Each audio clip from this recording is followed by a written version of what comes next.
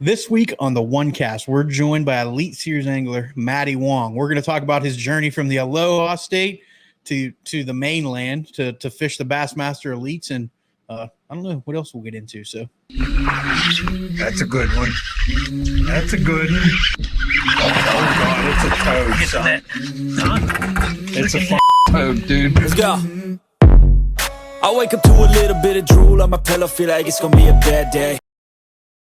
What is going on, OneCast fans? My brain was moving faster than my mouth in that little teaser, so I apologize for stumbling there a little bit, but glad to be back. Glad to have Ben and Trey both in studio. We're all here again. No vacations to speak of for the foreseeable future, so hopefully we can maintain all three of us. As always, we're going to start with that plug for OneCast Fishing. Head over to onecastfishing.com. Use the code THE1CAST at checkout. Save 10%. Check out the snagless jigs, long neck hooks, and the weedless Neds. We have another partnership. We're not going to announce it till September 1st, right? But I think we're all pretty excited about it. Yeah, that's right. It's going to give you all an opportunity to get some sweet gear. There might be some teasers and some of our social media stuff if you're following us. Keep an eye out on that, and if you figure it out, you might have a little inside track. But we're going to announce that officially for our September 1st episode. We'll start teasing a little bit about that though here in the near future. Guys, anything you want to talk about or mention before we bring Matty on? Got anything, Ben? No, I don't. If you're watching this, obviously Matty Wong from the Aloha State, man. Ben and I are wearing some Hawaiian shirts because it's an honor to have him on. So we're really super excited to have that. You're going to want to stay tuned because you're going to learn about this angler's journey all along the way. And without further ado, let's bring him on. All right, let's do it. Hey, Matty Wong. Hey, we really need to get an applause button there. Oh, we do. Well, you know which one it is? I'm gonna have to it's not like your typical iPhone where you got to scroll, like you actually have to do buttons. So I got to rewind back to the mid 90s to figure this out. But hey man, welcome to the OneCast, dude. We appreciate you jumping on with us. For sure. Thanks for having me, man. Absolutely. It's always fun to talk fishing and talk industry and talk life. Yeah. Right. Yeah. So speaking of fishing and industry, man, I know before we started the show, we talked about something that was pretty iconic that happened over the last couple of days. You wanna walk us through that? Oh man, Mr. Kevin Van Dam. Right. It's interesting because he's saying that he's retiring, right? And this is just all speculation. And this is just me. I'm just this is. Go ahead go ahead. Let's hear what you say because I think we agree. Okay, so this is all speculation. This has nothing this is based off of zero truths or whatever. This is all just my personal opinion.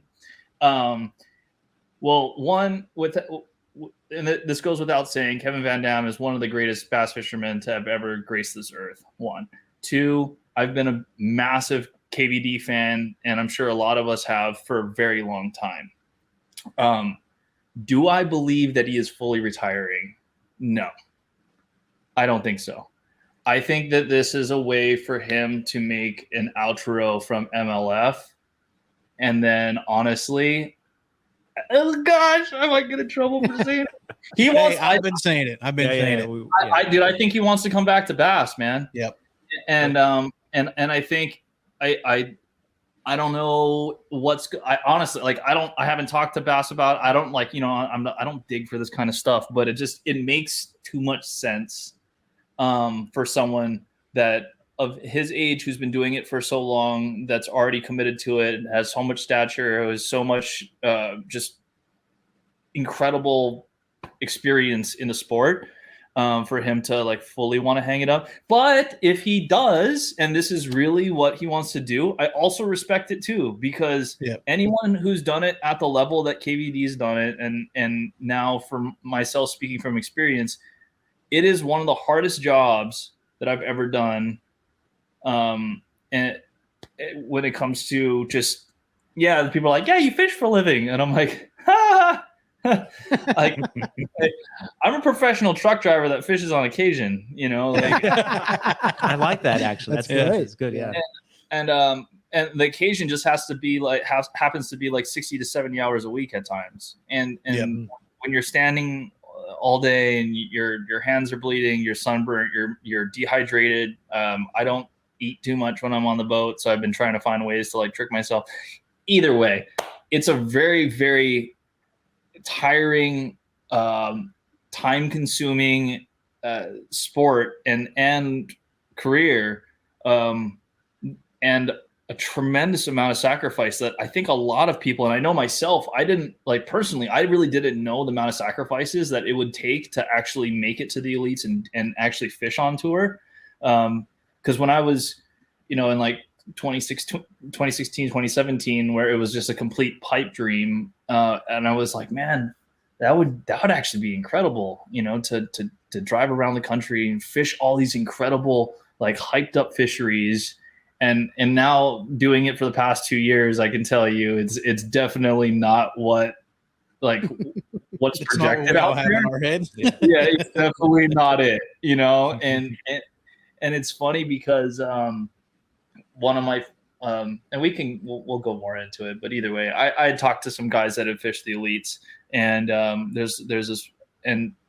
there's a guy, I asked him, I was like, hey, so like if you were to requalify again, would you do it? And he told me straight, he's like, no, like no way in hell. Yeah. And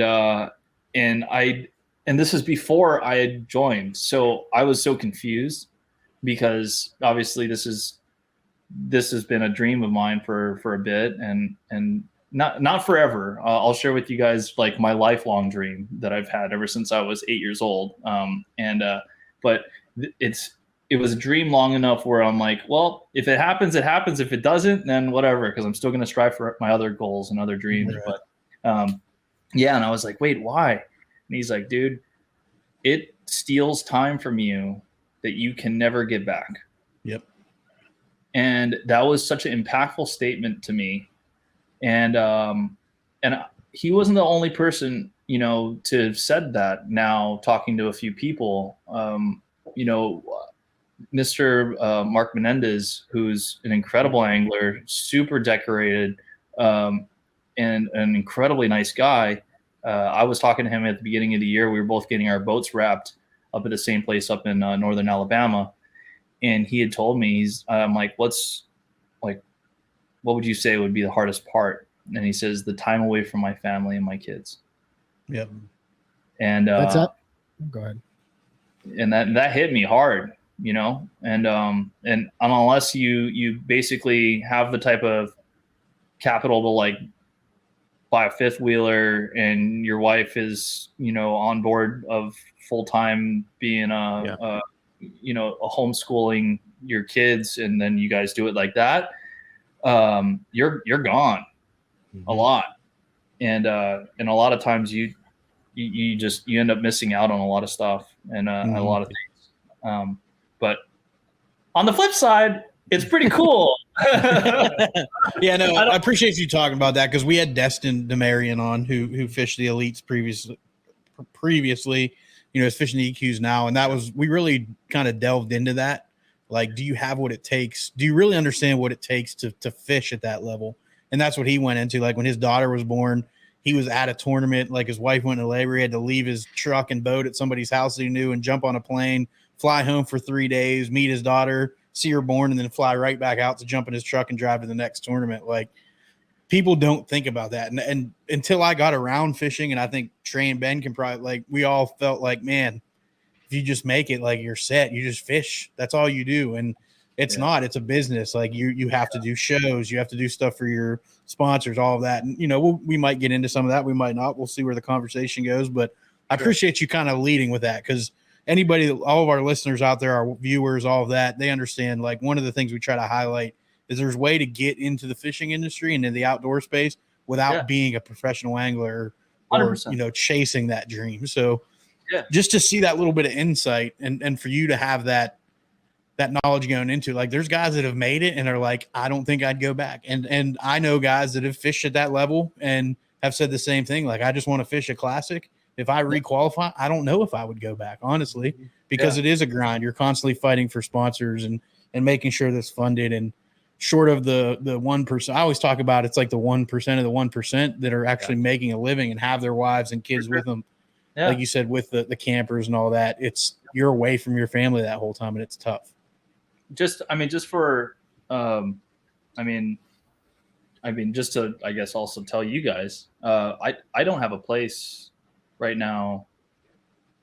In general, like I don't get to go home to Hawaii until the end of the season. I was living in California before, and I got rid of my apartment there. And I literally packed everything that I can fit into my boat and my truck. And I didn't have a camper my first year, so I literally was packing stuff under the cover of my boat. And that's how I travel. And when people are like, dude, you're living the dream, I'm like, you get to sleep in your bed at night. You know? I don't have a bed. Yeah. So it's like I have a really comfy inflatable mattress, and it's been an incredible journey so far, and definitely a wild adventure. And it's so constant, the work that I have to do, that if I'm not documenting it literally just falls to the wayside of like, did that even happen? Like it feels like a dream that you wake up from that was so vivid, and you're like, whoa, you like remember like certain subtle things about it that are just so vivid and like so detailed, and then everything else is gone. That's crazy.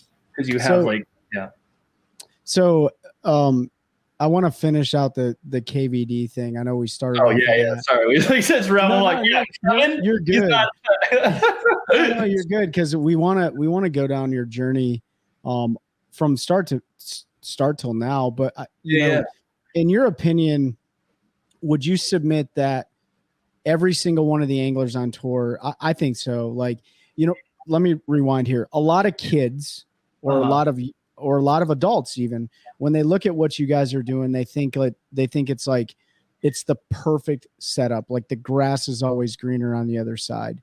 But each one of you guys, each one of us, we're all cut from a different fabric. And some people are extremely hardwired to instantly jump into that game. And then some, you're rewiring yourselves. And KVD was one of the people that I always looked at. Is like, he was designed at birth for something like this. You know what I'm saying? Like, he came out of the womb with a bait caster, and probably a spinning rod because he's from Kalamazoo, but he came out regardless, ready to catch some smallmouth. And it's interesting, man, like being from Kalamazoo, like that is the only name that you hear when it comes to fishing. It's the only name that you hear. Like my aunt taught the entire Van Dam family in school, and she knows them, and she doesn't even follow fishing, but she knows all of Kevin's, accolades and things like that. But it is interesting to kind of look at each angler, as we should, and take a holistic approach and be like, man, that person's cut from this cloth, they're cut from this. And so when it comes to wiring an angler, you get to see it firsthand, like who was born for it and who had to kind of, evolve into it. So I'm going to make an assumption, Maddie. Tournament angling in Hawaii probably wasn't a big thing, right? Like, oh, you haven't heard of the Hawaiian Classic? So did Kevin play a role, like in your dream or in your view of like, hey, this is what tournament fishing is? Like, did you grow up? I guess, we've talked about Kevin. How did tournament fishing kind of get into your blood or into your space being in Hawaii and kind of separated from it? So, I mean, being a kid growing up in the 90s, right? You didn't have internet, really. Internet was like in its infant stage. Yep. We didn't have Tackle Warehouse. You had the Bass Pro Shop magazine catalog. Yep. That was like the size of the yellow book and like yellow pages. And and you had to go and like find, C43 on page 575 and like write in your order to get like a pack of flukes. And for all you kids listening, like life is easy compared to like the way we had to order baits before. But you had to fill out the form, or you had to call the 800 number. What's a jitterbug? Well, so and I don't want to get off topic, but yeah, it's interesting because in Hawaii we never they do it now. It's called Hawaii the Hawaii Freshwater Fishing Association, HFFA. They now do like local tournaments and stuff on Lake Wilson, which is my home lake, and that's on the island of Oahu in Wahiawa. And I was lucky enough to grow up with some of the founding members, and they, my Uncle Lance would take me fishing when I was, I don't know, like 6. Like I caught my first peacock bass with him. Like I remember he like flip into a bed with a jig and like jack one and give me the rod. And I'm like, and then I learned, like when I would watch him throw the bait caster, I'm like, I want to learn how to throw, like, so I learned how to throw a bait caster at like 6 or 7, right after. But ever since then I was 2 years old with a bamboo rod in my hand with my dad catching tilapia. I'm completely eaten up by angling. And to say that I'm someone who only loves bass fishing is a complete lie. I grew up free diving in the ocean. I know how to deep sea fish. I know how to vertical jig. I know how to fly fish. I don't know how to center pin or spade cast, but I'm not bad with a fly rod. And I just, all these different types of fishing fascinate me because of the journey, right? And so for me, when I moved to California, it was 2013. I was 24. I didn't have any, I was still living at home because I was going to college, and my dad had made a deal with me. And he's like, you can still live at home as long as you're going to school. And I was like, okay, well, I'm going to see how long I can put this. And so it basically got to the point where, so at the time I was playing saxophone for a living and doing voiceovers and acting on local like TV shows and whatnot. And I had a friend that was in this touring band called Shiny Toy Guns, which was like this like electro pop like band that used to do Warped Tour and stuff like that. Oh, so I've heard the band name before, yeah. Yeah, so like her name was Cicely Treasure, and she's like, "Hey, why don't you move out to LA?" And I'm like, nah, I'm good. Like I got surf, I got warm water, I got good food, I got everything here. She's like, "No, like you should do it. Like if this is what you're passionate in, you should try it." And so I said, "Okay." So in 2012, I saved up 10 grand. I was doing 4 different jobs. I was parking cars, I was teaching surfing, I was playing music, and I was doing like acting and voiceover stuff. And I hustled up, I bought a car, saved 10 grand, bought a one-way ticket, and I sent it to California. And so when I was in California, hustling through a bunch of different things, right, trying to figure out how I was going to make rent for the next, the next month, or just trying to like basically figure out life. I noticed that there was a couple ponds in and around Los Angeles, and this is actually, you guys are actually the first podcast that I'm disclosing this to, because this is really kind of like a unique, a very unique part of my story that I've realized that I've been missing out on a lot of just telling people about like how I basically got really back into bass fishing and whatnot, because I grew up doing it when I was a little kid. Like I learned how to Texas rig a fluke, and fishing on a bed. I learned how to throw a bait caster, all these things. But after going through and being like in the entertainment industry and whatnot, I had kind of fallen away from it. And I had still had like a spinning rod combo that I would go down to the beach and go throw like a Castmaster to try and catch like surf perch or something. But yeah. I didn't have that drive. Like I didn't have that like hunger inside of me. That was like, bro, all I want to do every single day is fish, or like all I want to do is like, I'm just thinking about it. And I remember it was a friend of mine that was on set with me, and he's like, hey, I'm going to go to the LA River and I'm going to use this. I've been catching carp on a fly rod. And I'm like, wait, what? And he's like, yeah, like dumpster dolphins. And I'm like, no. I'm like, all right. And he's like, dude, it's incredibly hard. Like if you can catch a carp on a fly rod, like you can catch anything, literally. And I was like, all right, why not? And so like I went for an entire week and I got skunked. And I throwing conventional gear and casting gear my whole life, I couldn't understand the concept of keeping a tempo with back casting a fly rod, like actually casting the line and whatnot. And I just spent so much time doing it, and I finally stuck one. And it was like 12 or 15 pounds on like a little 5-weight, like tiny little fly rod. The thing whooped my butt. And I was just like, bro, this is so sick. Like obsessed with it, like go down there all the time, whatever. At the time, I was dating this girl that was from San Jose, which was 5.5 hours north. She lived like about an hour from the California Delta. And we would go up and we would visit her family. I had never been in a Bass Pro Shop my whole life. I had never seen a Bass Pro Shop.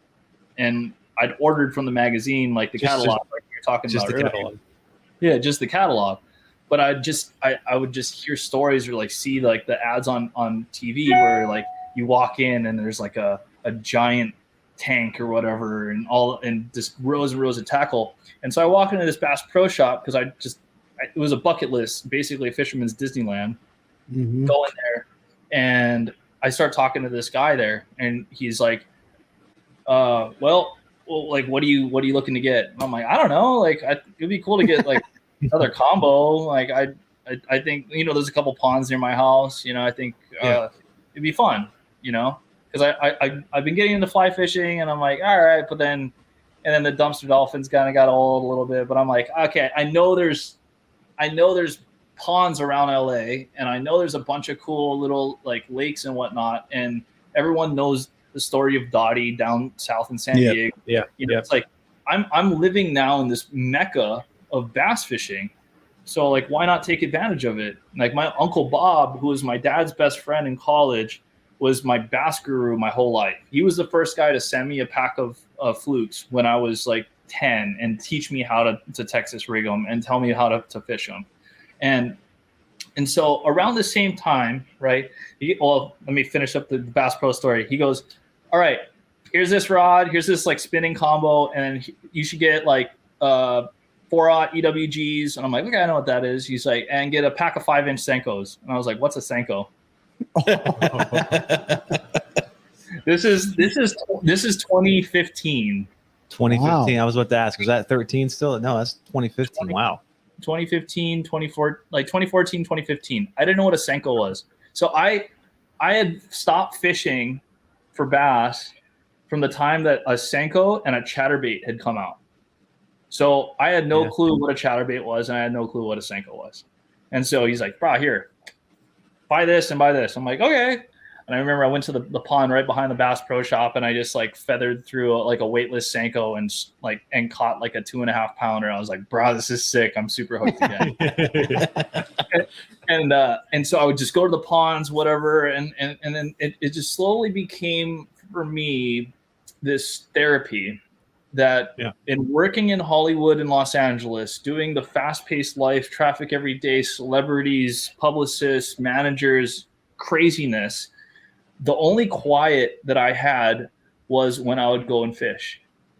And even when growing up being a surfer, like I surfed my whole life, I used to surf competitions and whatnot, I would go out in the lineups in California and get frustrated. And I would just, if anything, it would just make me more anxious and pissed because the culture is different in California versus where I grew up in Hawaii. Like people drop in on you and don't think of anything of it. And for me, that's a huge thing of like disrespect. And so it was just really frustrating. So for me, fishing became this like this kind of like temple in a way of being able to like fully relax, fully kind of tap back into nature and be able to be outdoors and kind of like let the loud noise of the city dissipate. And I remember it was around the same time Todd Klein, who's a local hammer in Southern California. He's also was surf commentator for a really long time, and also the team manager of Electric Sunglasses. He's like, yeah, I made like $45,000 last year just being a fishing, the ML. I think it was like the Toyota series at a time or something like that. And I'm like, you made 45 G's like as a like fishing off the back of a boat. Like, wait, what the? And so that was the first time that it really clicked in my head that, oh, wow, you can actually make money doing this. And I, being a very competitive person, I played sports my whole life, played competitive paintball, played hockey, surfed. I've a bunch of different, played soccer. But like that was so interesting to me because I'm like, okay, wow, I can take my two passions of being a competitive jerk sometimes and then fishing and hopefully try to like, make money, and from there. So, and then this is where, if you guys know my story, and if you don't, my Uncle Bob that I had told you guys about briefly was my dad's best friend. In 2015, he was diagnosed with a brain tumor. And by the end of 2016, he had passed away. I was the last person to take him fishing. And that was really hard for my family because for me, he was closer than a lot of my blood uncles. And so my Uncle Bob was kind of like, he was like my family that I had in California, even though I didn't have any family in California. And around the same time, I was having a really tough time in Hollywood, like living in Los Angeles. I was living like basically in the ghetto at the time. There was like drive-bys every week. There was like, I was going from gig to gig, hopefully like trying to make a check. And I remember I was thinking about moving home and just guiding on Lake Wilson. And I asked his wife, I'm like, hey, what did you end up doing with Uncle Bob's boat? And he had a 1990 364 old Ranger with a 150 Yamaha on it and a little black and white graph and a small little 6-inch Lowrance up at the front. And she goes, well, I just put it on consignment, but I know that Uncle would want you to have it. And I'm like, how much do you want for it? And she's like, I don't know, like $5,000. And I'm like, check's in the mail. Like without even like thinking twice of it, I'm like, holy crap! Did I just buy a bass boat? Something that was like such a tragic moment in my life, where I'm always the person that always tries to see something positive even out of the most like unfortunate situations. And so for me, that was like a gift from my uncle. That was like him saying, like, hey, go and do your thing with this boat and try and go and experience certain things with this boat. And so I spent the next 2 years up on the Delta. Basically, I was still living in Los Angeles. I didn't have a truck to even tow the thing. I was borrowing my ex-girlfriend's dad's truck, and because he was like, I don't even use the truck, bro. You can take it whenever you want and like go. And I'm like, all right, sweet. And so I would literally drive up. I would stay at her house, at her parents' house. I would take his truck and fish the Delta every day for 5 days straight. If I didn't have work for that week, and I would be there from sun up to sundown, learn how to flip grass, learn how to punch, learn how to frog, learn how to throw a Senko correctly, learn how to just do a whole bunch of like different techniques, right? And around that same time, I told myself that I wanted to start competing, but I didn't want to start donating. So I told myself, okay, your goal, if you can get like anywhere from 16 to 20 pounds every time you go out in the Delta, you'll be ready to start jumping in tournaments. And I got to this point where I was starting to get pretty consistent. And again, this is literally without side scope or side scan. This is before active target or a live scope. And this is just learning how to fish grass essentially. And, how'd you go about learning all those, those different techniques that you probably weren't used to after getting the boat? So around this time, there was a handful of guys doing like very, very consistent YouTube. Mm-hmm. And so it was Matt Allen and Tim Little. Yep. And then you had like a couple other guys that were up on the Delta, and it was very specific. It was very like, for me, it was like, my focus was, I want to learn the Delta because one, I understand tides because of being an ocean fisherman growing up in Hawaii. But two, I wanted to learn how to fish grass because we didn't have grass. And so taking stuff that I was learning online, also when I would see people out on the water, I would always wave, and then sometimes just get in conversations with people. And I remember this one guy that was like an amateur pro at the time, and I watched him with like 6 rods on his deck, and I was like, hey man, like this might sound weird. Do you mind just taking a couple photos of me like with these fish? I had like a couple 4-pounders. It wasn't even like anything special, but for me that was like I had a great day, you know. Yeah. And he's like, yeah, dude, no problem. Like he had a nice boat and everything, and I'm like in my busted ass Ranger, you know. And so I take a photo, and he's like, you fishing the stretch? And I'm like, yeah, I was, but like, I mean, do you mind if I just like kind of watch you fish it? You know, like, because again, I didn't know that really you can. I didn't want to jump into tournaments yet, but I wanted to see how someone would approach it who had tournament experience. And he's like, yeah, dude, no problem. Like, come, follow me. And like, and we had a couple mutual friends, which was kind of cool. Like, the more I talked to him, he's like, oh yeah, you know Alex from like Coyote Tech. I'm like, yeah, like. It was just like it reminded me of the surfing world where it was just really small and kind of connected. So that was really cool. And so he basically taught me how to flip hydrilla this day. Taught me how to follow it up when you're actually going up to a certain lane, like what to do into the lane before you go and you flip the grass. Like how to maximize your time and your efficiency when fishing around certain structures. And so that was a huge like piece. And that was one of many, many times that had happened to me up on the Delta and in general. And so in 2017, that girl and I broke up. And so this was about 2 years of having a boat up on the Delta. It was the end of 2017. I knew that, one, now I got to buy a truck. Yeah, you guys. Yeah. And two, I gotta bring this boat down to Los Angeles, and because now I felt pretty confident fishing a shallow water tidal grass fishery, the next thing to learn was a highland reservoir that's crystal clear. So Castaic was about an hour away from where I lived. I found a place to park my boat, and that's exactly where it actually still lives. And I started dedicating my time to Castaic.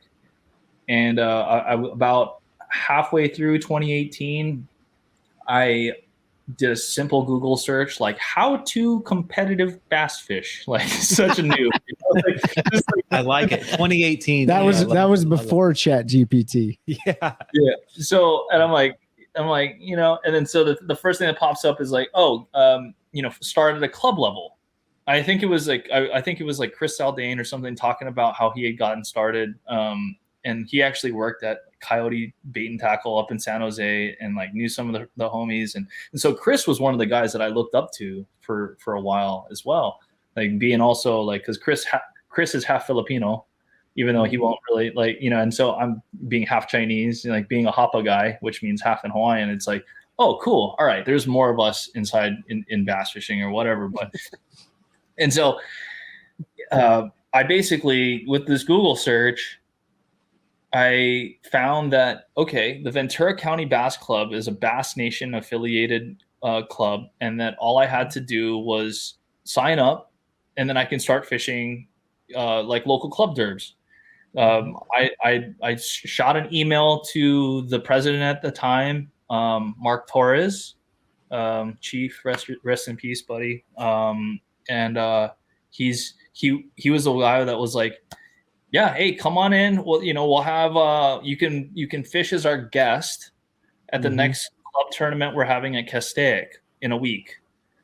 And so I was like, well, I have a boat. Like I'd love to, you know, fish from my boat. He's like, yeah, there's no problem. Do you mind if one of our club members jump on? Because the way that like California works is you have certain lakes that are completely locked up with quagga, and so you're only able to fish that one lake. So like half of the guys in Ventura have their boat locked into Casitas, because it's like a month-long quarantine process. It's like a big pain in the butt. So either way, this guy jumps on my boat as I'm fishing Castaic, and I ended up winning the tournament. And it was my first real like club derb and at the front of the boat. And these guys were like, "What the hell?" Like, they were all like, when did you tell them that you spent every day out there for like 6 months? I think that a couple of them had seen me out there. Yeah. Okay.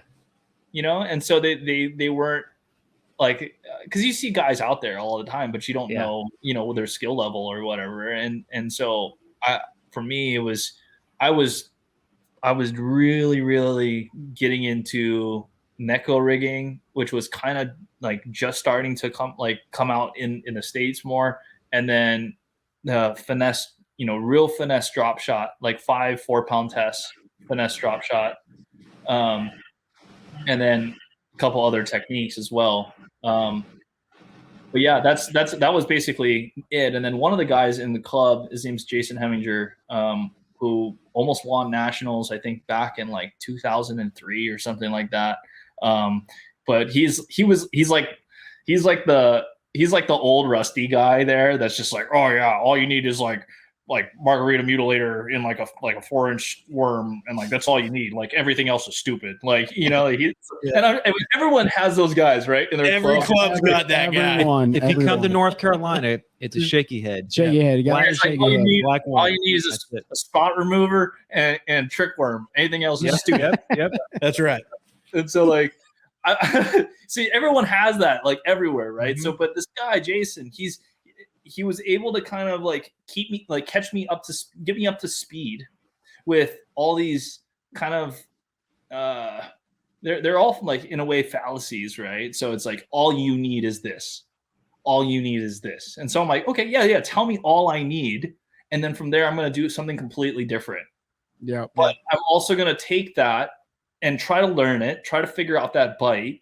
And most of the time it would work, but that would also open the door for me to like tweak it a little bit, to be able to manipulate that technique enough where I'm like, oh, this actually fits my style really well. That hits me very strongly there, because I started bass fishing like, oh, what's this technique? I want to go try this technique, but from the outset to be like, I'm going to avoid that or tweak it in such a manner that no one else is using it. I mean that your mindset they're going into that, you think different when it comes to bass fishing. Yeah, I mean it's easy to monkey see, monkey do, right?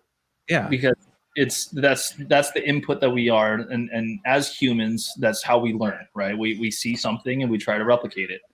But a lot of times people don't imply their own imagination, and it's something that's so magical and so special.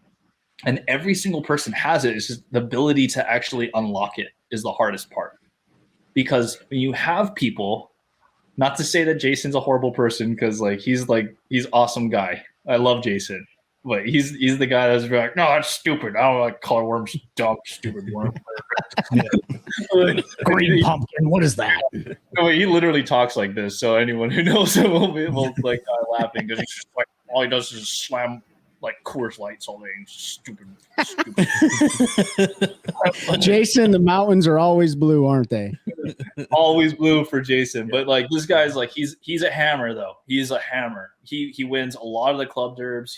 Like almost all the club derbs. He wins a lot of the local tournaments up there. So he has reason for like his own things. But yeah, to be able to break free of that cage that people set on you is really important. So it's hard, but if you're able to silence the voices of negativity, you can actually unlock certain things that we have within ourselves to like blow the doors open and figure out a new technique or a way to rig something else that you're like, holy crap, I wouldn't even never thought about that. Like for me, like one of my buddies, like when the Yamamoto twin tail grub was out, right? Mm-hmm. He's like, oh, take the ends, the very tips of the twin tail grub and just rub the very tips of them. And I'm like, what does that do? He's like, everything's embedded with salt. And I'm like, okay. So I do it. And I'm like, wow, it completely lightened up the color. Like it's like, it looked like you chartreuse dipped it, but it's not chartreuse dip. And I'm like, whoa. And he's like, yeah. And so this is before, like, obviously before Blockit like came out and started like, you know, saying a bunch of stuff, or like releasing a bunch of like techniques or little tricks. Like for me, I was like, oh wow, I can manipulate the soft plastic in a way that will change the float rate or the sink rate, that will change the presentation. And so that was kind of like the first, like, oh wow, like this is why it's bass fishing so addictive to many of us, is because like there's rules, but there's not. Bass can't read, you know? Right. So when, you know, and so I don't know, it's kind of neat because you can freestyle in a way. Like for me, what I was telling you guys earlier, being a saxophonist, like that's my favorite way to play music, is to play by ear. Like I can read music, but I'm not the greatest at reading charts. But when someone's playing like a really fun backing track or like a song that I really get with, I'm like, I'm just going to just feel it and go with it. And bass fishing is the same way. Basically from there, back to the story. Sorry, giant tangents, guys. No, you're good. Like everybody wants to hear you. They don't want to hear us. Yeah, they hear us all the time. Well, so this is when Jason goes, hey, you know that if you fish the Bass Nation, if you win the thing, you can fish the Classic. And I was like, dude, shut up.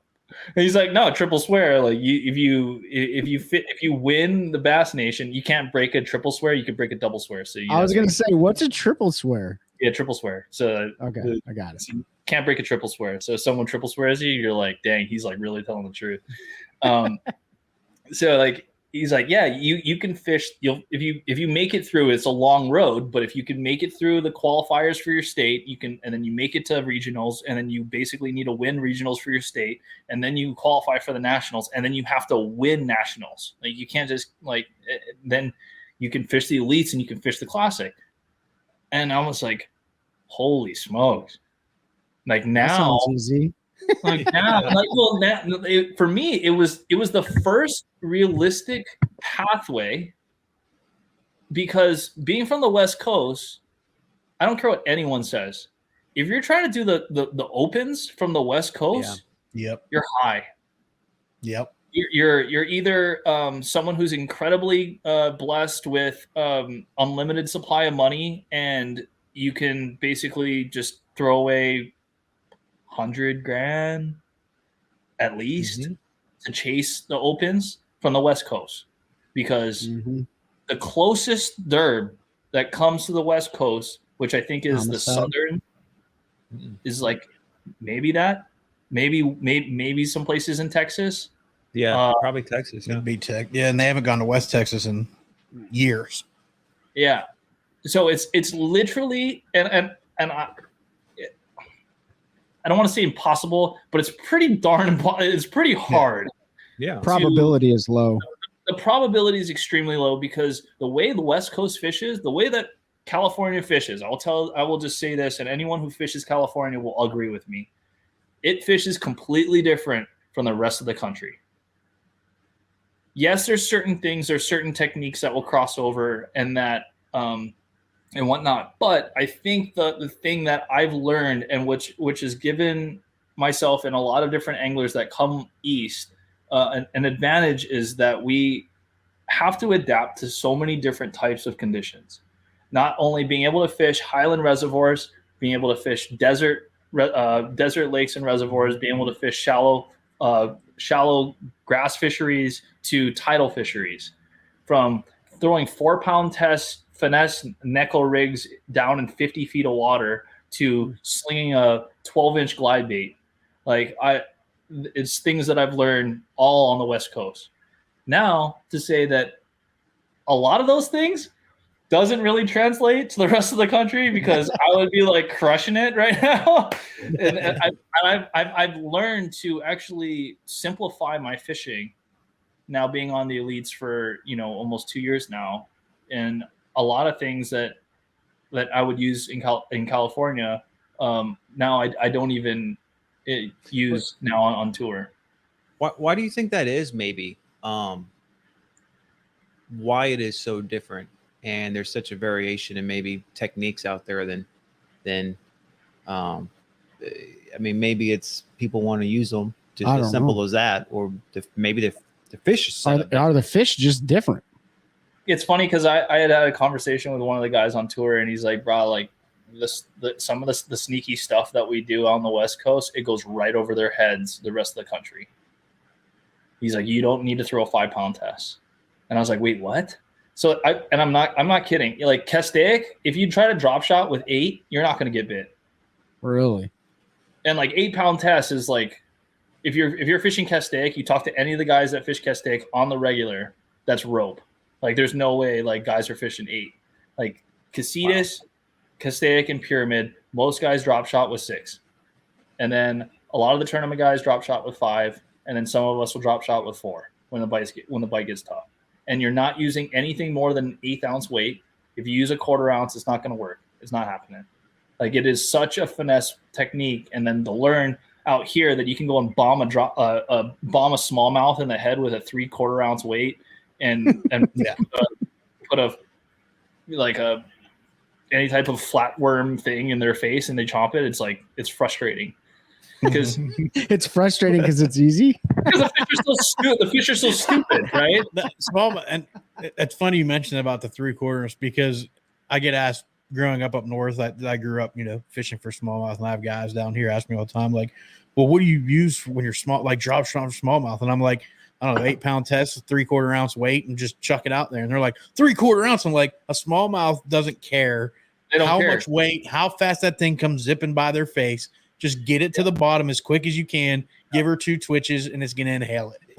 And it's just the way that they are. And it's crazy because Pete's used, and you too, Trey. You're used to fishing smallmouth up north, so you're using drop shots and stuff. I don't have a lot of smallmouth experience, but where I do is like the White River system, Bull Shoals, Table Rock area, and then you can go out there on a point and catch them on a crankbait and a 3/4 ounce jig, dragging on the bottom like you would. The bait's different in those 2 places. I think has a lot to do with that, but it is different how everything's. You just move around the country and the fish will just operate. It's kind of crazy having you talk about Castaic and stuff, because when I think of Castaic, I think about all those guys throwing giant glide baits, because that's kind of what you hear, Castaic and clear. And so you think big line, like big bait, to hear like needing to go down to 4-pound test and really finesse them. It's not what I would think, You have the complete opposites of the spectrum, right? So you have, yes, you can go and throw a glide there, but the amount of people that want to go out and be Butch Brown and throw a 250 around with like, an 20-pound test, he knows that lake like the back of his hand, and what he's able to do is so incredible that you can't really replicate it. Guys will go and throw a 250 and go catch a 15-pound striper, but to go out and actually catch even an 8-pound largemouth there right now is an absolute trophy. I mean, and that's a whole nother rabbit hole we can get into, but this striper, I feel like, really ruined that place. Back in the day, there was 20-pounders caught out there. They would free line crayfish and like water dogs and catch 20-pound bass out of Castaic. Like you can look back in the record books. It was Castaic, Casitas, Lake Dixon, and a couple other places. I think but like that's, and there's a few places that still have teeners, but I feel like that's more like NorCal now, and Central Coast and whatnot. But it's nuts to see now that I've had to thinking, I'm like, oh, okay, let me try and do this finesse deal, like what are you doing throwing 8-pound tests in Florida? They don't care, in my head, it was just I remember it was the first tournament I broke one off in the trees because I was just I was skipping 8-pound tests because I was I just want to get the bite, and then after I get the bite I'll worry about landing the fish.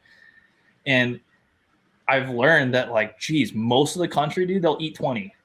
Yep. And they don't care. Most of the time they don't care as long as you make the right presentation. Now I'm drop shotting for smallmouth 8 and 10-pound tests. Yep. Like I'll use Sunline FC Leader, and it's incredible stuff. And that's just what I use now. Yes, once in a while I'll go down to 6, but then I'm like, whoo, all right, loosen up the drag, Here we go, boys.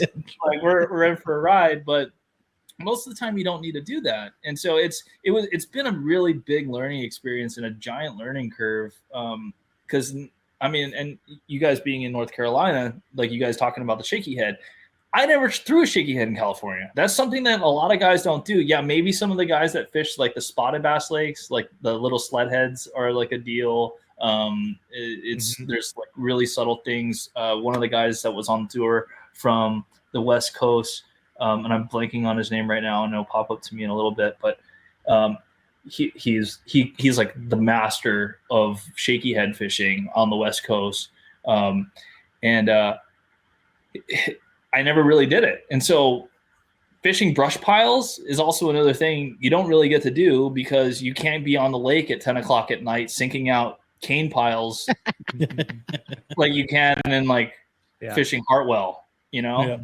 And so I've learned the power of a shaky head and how incredibly important it is to be able to have confidence throwing something like that. And then also like something simple like a Texas rig, where it depends on the type of the part of the country that you're in. That could be a dying technique or something that you don't do as much, but it gets bit everywhere. I know. So, such a stupid technique, but it works. The stupidest technique in the world is a wacky rig. I don't care who wants to get mad and argue. That is the dumbest thing ever, but it works. Yeah. Well, I mean, the Ned rig too. That's another. Well, the Ned rig's probably the most frustrating. But I mean, it gets bit. It just depends on what you can bring yourself to do. And I love that Ned rig. I know Ben loves the Ned. See, I'll fish it in offshore. Here is 15, 20 foot. I'll fish them in brush piles offshore because we get the weedless one. The weedless one. Yeah. And it catches them, dude. I took a guy out with me, a neighbor. He's mostly a bank fisherman.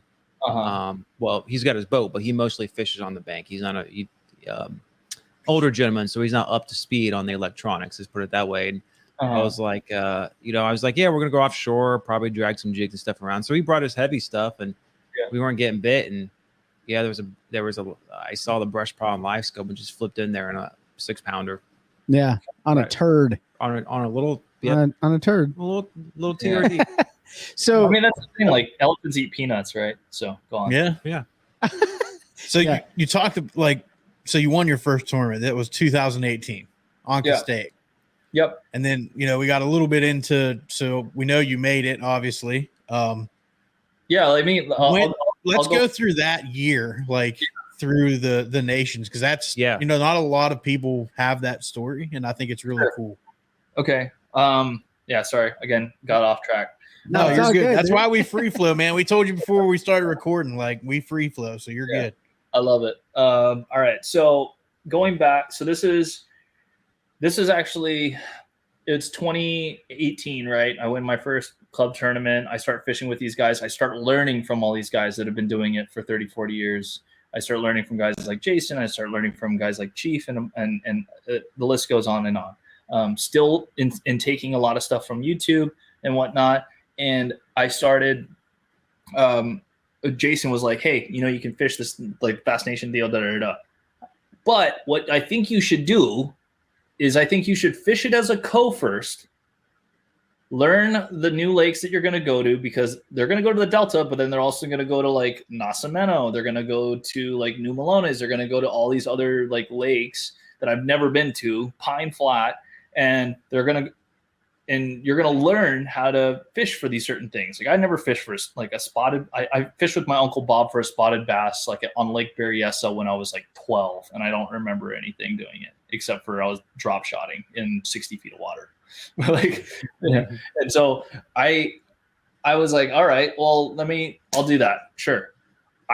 This is coming off from fishing the Delta from the front of the boat for the past couple of years, and then fishing Castaic for half a year, really intensely, to now jumping on the back of these random guys' boats on a random draw, and I start getting my butt kicked. And I was like, what's going on? I know how to fish, but why can't I catch them behind these guys? and I realized I was trying to power fish from behind the boat. And so it was a very important lesson that I had to learn. And I'm glad I learned it very early in my career, was that the importance of slowing down, one, and the importance of finesse techniques, and also not doing the same thing that the last guy just did. And so that first year was 2019. I came in second to last, I think, in the standings out of like 30 guys that would fish the nation deal. And I remember the last event was on the Delta. I drew this old man, and we still like talk on Facebook and whatnot. He's like the nicest guy, but he was like, I think he's like 80, I think he was like 80, like 81, like old guy. Like we take off and his alarm starts going off, and I'm like, hey, you hear that? He's like, what? And I'm like, bro, I'm like, dude, your alarm's going off, but he's just like, I wasn't doing that yesterday. And I'm like, we should come off pad, like your alarm's going off. And he's just like, oh, it's fine. We're going to send it to Sycamore. And I'm like, send it. I'm like, I love it. Sycamore's 7 miles away, dude. Like, I don't think we should, like, we basically make it all the way to Sycamore Slough. And we were launching at BMW on the Delta, which is like a heck of a run. We get there. His boat goes into Guardian mode. And I'm troubleshooting with his son, who's a Mercury mechanic, on like, because this guy can't take the cowling off. So I'm like, I take the cowling off. I'm like taking apart his carb. I'm making sure that there's no like water in the field, all this stuff. I missed the entire bite window. Like I missed the whole tide change. I missed just everything. He's out there like just dragging around a Senko, just like manages to pick off a couple. And I think I weighed like one fish or something like that. I was like, you know what? This is the last time that I'm going to just, because I had to rent the hotel. I had to drive up, take work time off up from work, all this stuff. And I'm like, this was so frustrating. Like I could have done better in my own boat again, like in my head. Like I had the confidence that I was like, bro, I would not have made that decision and I would have done X, Y, and Z. And I'm like, oh, that's never happening again. So in 2020, I decided, screw it. I'm going to fish it from the front of my boat. I know I don't have an active target. I know I don't got 360. I know I don't got side scan, but I do have intuition. So let's just see what happens. 2019, I also spent the entire year in my off time when I wasn't fishing the Bass Nation stuff, fishing local ponds in Los Angeles, learning how to throw glide baits, and learning how to throw bigger boot tails and bigger swim baits and trying to get confidence in it and like understand how pressured fisheries and pressured fish still will react to a big size bait. I mean, you can see this is just some of my content here. Some of it, very, very scarce amount. But to get a bait that's, like 8 inches in front of a fish that's feeding up on trout, they're going to want to commit to something like this than something that's 4 or 3. Just because of it just means a lot less work for something that's going to fulfill them for so much longer. So that leads us to our very first qualifier. This is on Pine Flat in February, which is typically a spotted bass fishery and a couple giant largemouth in there. So during practice, I figure out that these guys are eating the swim bait. And I managed to catch a couple like decent spots. Everyone else is drop shotting. There was one other guy throwing glides, and I found a drop shot bite out in 65 feet. I was literally 2D'ing them, and it was like a wacky rig.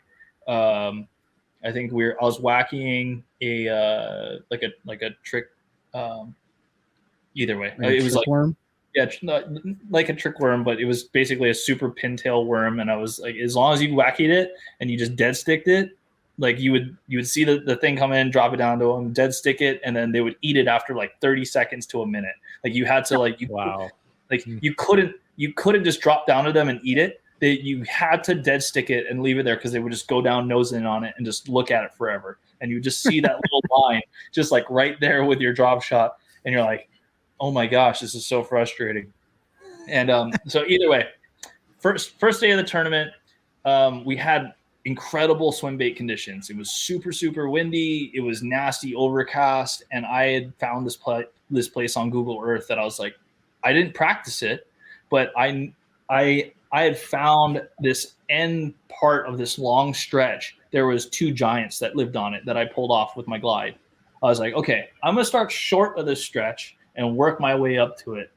And I had a super slow boat and a really late boat number. I'm like, well, if someone's there, someone's there. And if not, it's just whatever. I'll figure it out. Lo and behold, no one's there. I pull the trolling motor and I start working my way up, paralleling. I'm throwing a mag draft. Mm-hmm. Catch a 2-pounder. I'm like, sick. That's a solid one. Like we're talking about like 1.25 pound spots are good spots. So I catch a 2-pound spot and I'm like, sick. Okay, that's a good one. Literally in my next cast, I hook an 8-pound largemouth. You hook or you caught?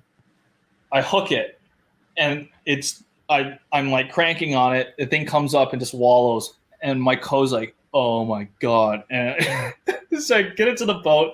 He nets it. He's like, bro, you just won the derb. And this is a 2-day event, mind you. But the average bag that was weighed in during this event was 7 pounds. Oh wow! Oh wow! Yeah.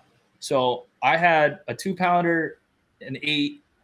I ended up catching another 2, and my bag for day 1, I think, was 16 pounds. Wow. The local hammer up there, this guy named Timmy Wells, is like the Wells family, incredible anglers, good people. He's the guy to beat. And so day 1, I knew that he was going to have a good one because he just knows where they all live. And I was like, well, did you get him, Timmy? And he's like, yeah, like I got a 6. I was like, oh, sick, dude. Like, good job. You know, I was like, what do you got? He's like, probably like 14. And like, so it's like, it's without a doubt, like Timmy's like always leading it. Like he's the guy. Right. And he's like, oh, I'm like, nah, I got an 8. And he's like, what?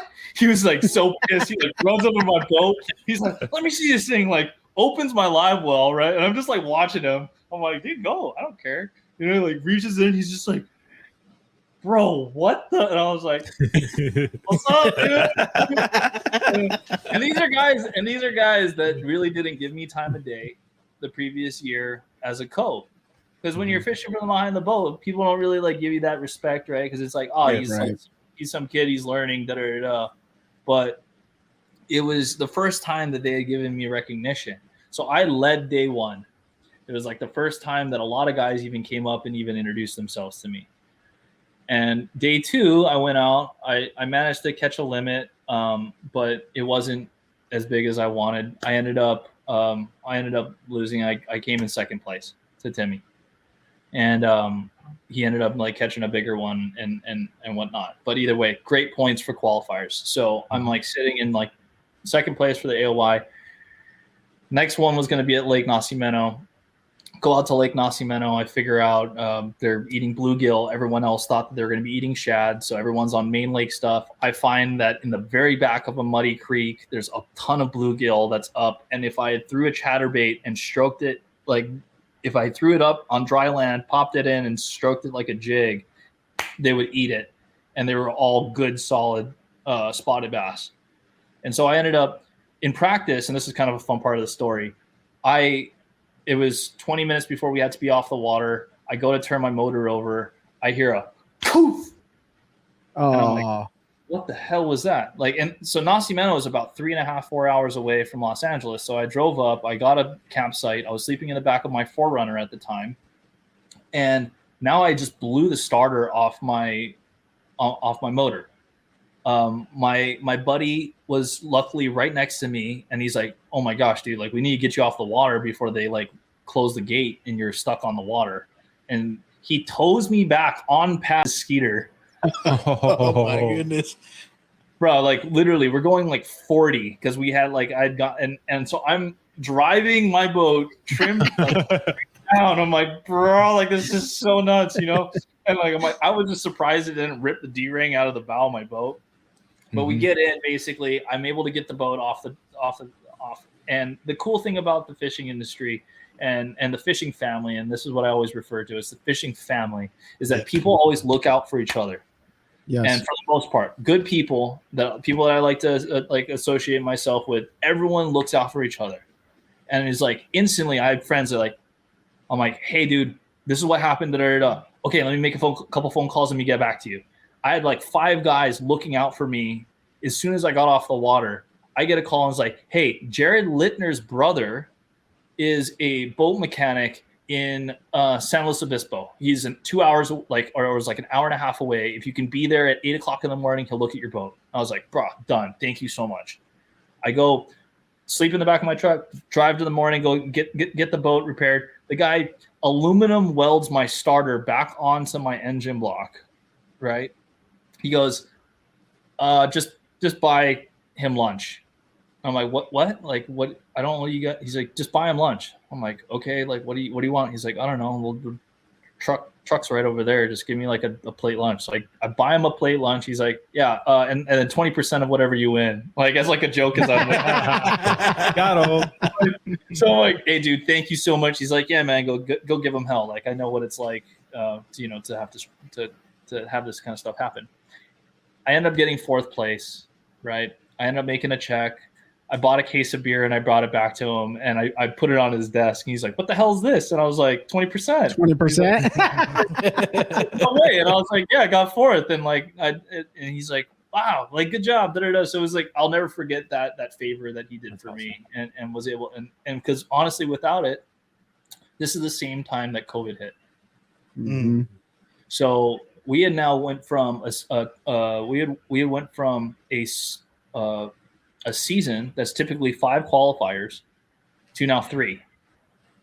So the last one, it was now they're going to take the best, their best 2 out of 3. The last one was I was sitting in like I still like 3rd place for AOY or something like that, and now they were going to go up to Clear Lake to go fish the last one. But I had, no matter what, if I fished it or not, I was going to make the state team. So I was unemployed at the time because now Hollywood shut down, the whole photo industry shut down. So I wasn't able to do photo gigs. I wasn't able to do anything to do with Los Angeles. I was on unemployment for the first time in my life. And so I was like, it doesn't make sense for me to drive 8.5 hours up to Clear Lake, rent a place just to get a plaque for AOY. It's not worth it. If all I wanted to do is just make it to regionals. So make it to regionals. And this is fun, interesting because we were talking about smallmouth earlier, right? And how different they are in different places. In Hawaii, there's smallmouth in the streams on Oahu. So you can go hiking through the rainforest and throw a tiny little grub in like a half a foot of water and catch like 1.5 pound smallmouth that you would have never thought would have been living in a little pond. Wow. And so the regionals was on Havasu. And in practice, I found out that they were chewing the glide.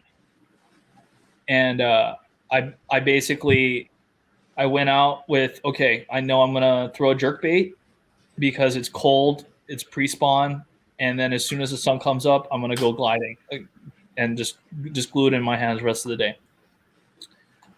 This is also another tournament where very few guys were weighing in full limits. There was probably out of the field of 87 anglers, there was less than, I think, 15 bags that were fully weighed, like 15 limits, I should say. Yeah. Day one, I came in with I think just shy 18 pounds and led the tournament. It was the first time that Bass had ever put an article of me up. And you can actually go on bassmaster.com and like go and look back on like in the articles, and I talk about my tournament and kind of like this random kid from Hawaii that beat a bunch of local hammers at Lake Havasu.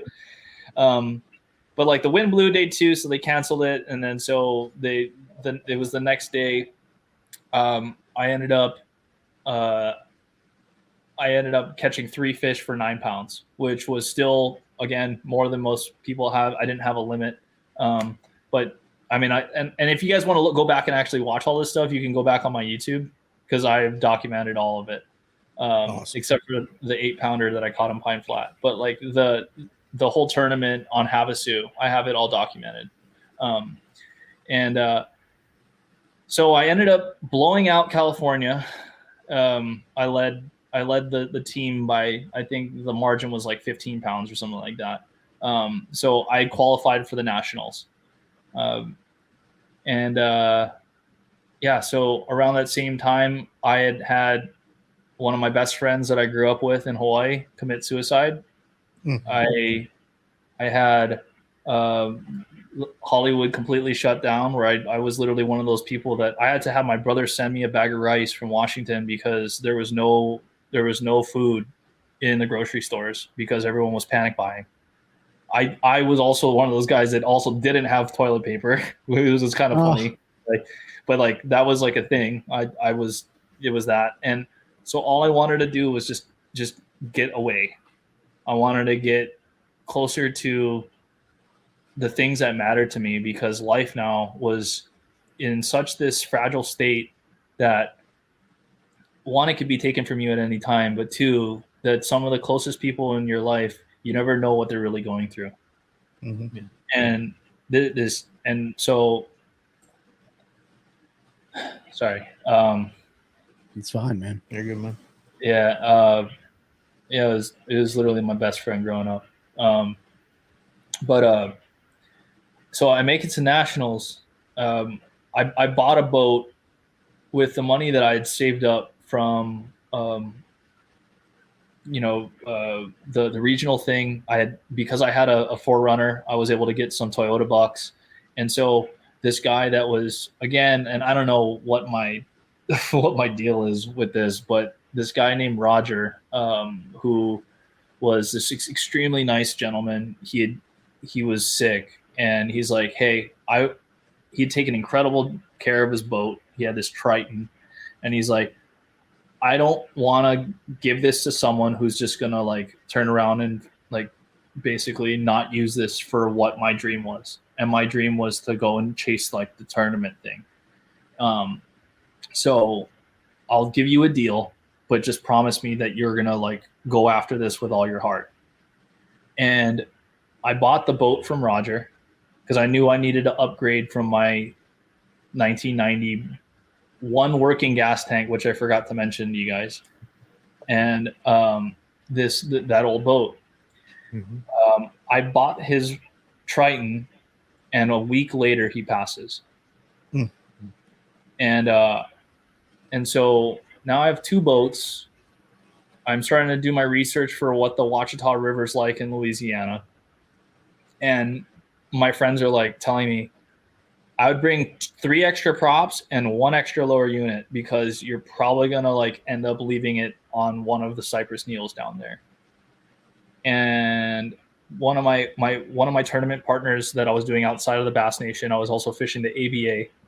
I was fishing as many tournaments as I could. I was doing the BBTs, I was doing ABAs, but the Bass Nation was the vessel that brought me to the next level, right? But so my partner that I was fishing Casitas ABA with, this guy named Lance, was like, dude, I would not, like, look what you did out of your uncle's old boat. Like, look what you've been able to accomplish so far. Like, don't take your newer Triton to Louisiana. Like, go and do it in the old boat. And because in my head, I wanted to go and rig out the new Triton and like bring the Triton down. Yeah. And so I was like, you know what? You're right, dude. If it's meant to be, it's meant to be. And so head down the Ouachita River, and to my surprise, it reminded me a lot of Lake Wilson in Hawaii, where you had a lot of laydowns. The water's kind of stained. And my buddy Taylor Smith from up north, incredible angler. He beat me at Havasu. He was the guy that was able to come back and win it. So he won regionals, and he, I knew that like I wanted to beat him. Like that he's the one. Yeah, like he's the guy to beat. And so my other buddy Matt Green, who I was fishing with, like local tournaments at Castaic with, he's like, remember the stuff that you learned. Remember all the things that you've taken along this way, and apply it. And don't forget about, your gut feeling and about even though everyone else is doing certain things and like the doc talk of everything, just like really listen to what your intuition is saying.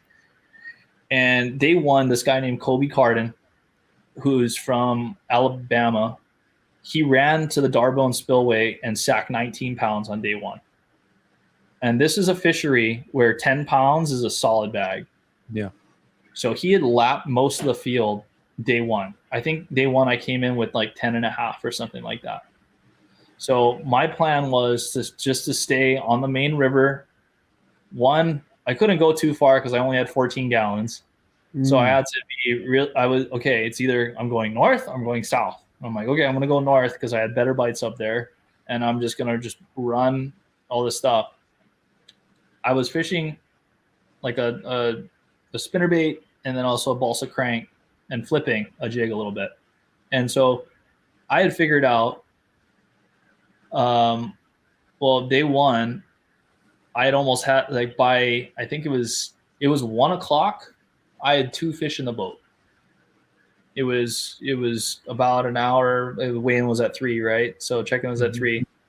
I was like, wow, all right, well, I drove like 24 hours to get to Louisiana. I guess I'm not fishing like Saturday, I was like starting to like let these negative thoughts like get into my head, and I was just like, it's okay, just like keep grinding.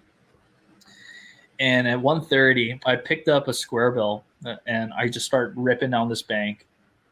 And you can go back and watch the video, and it was actually one of my favorite videos that I've ever edited. But I go to hang up the back treble hook on my reel because I was like, you know what, I'm time to move or something like that. But I was like, I go to hang it up, and I just clear this one little this one tree, and I see this perfect lane, and I'm like, one more cast. I fire over there.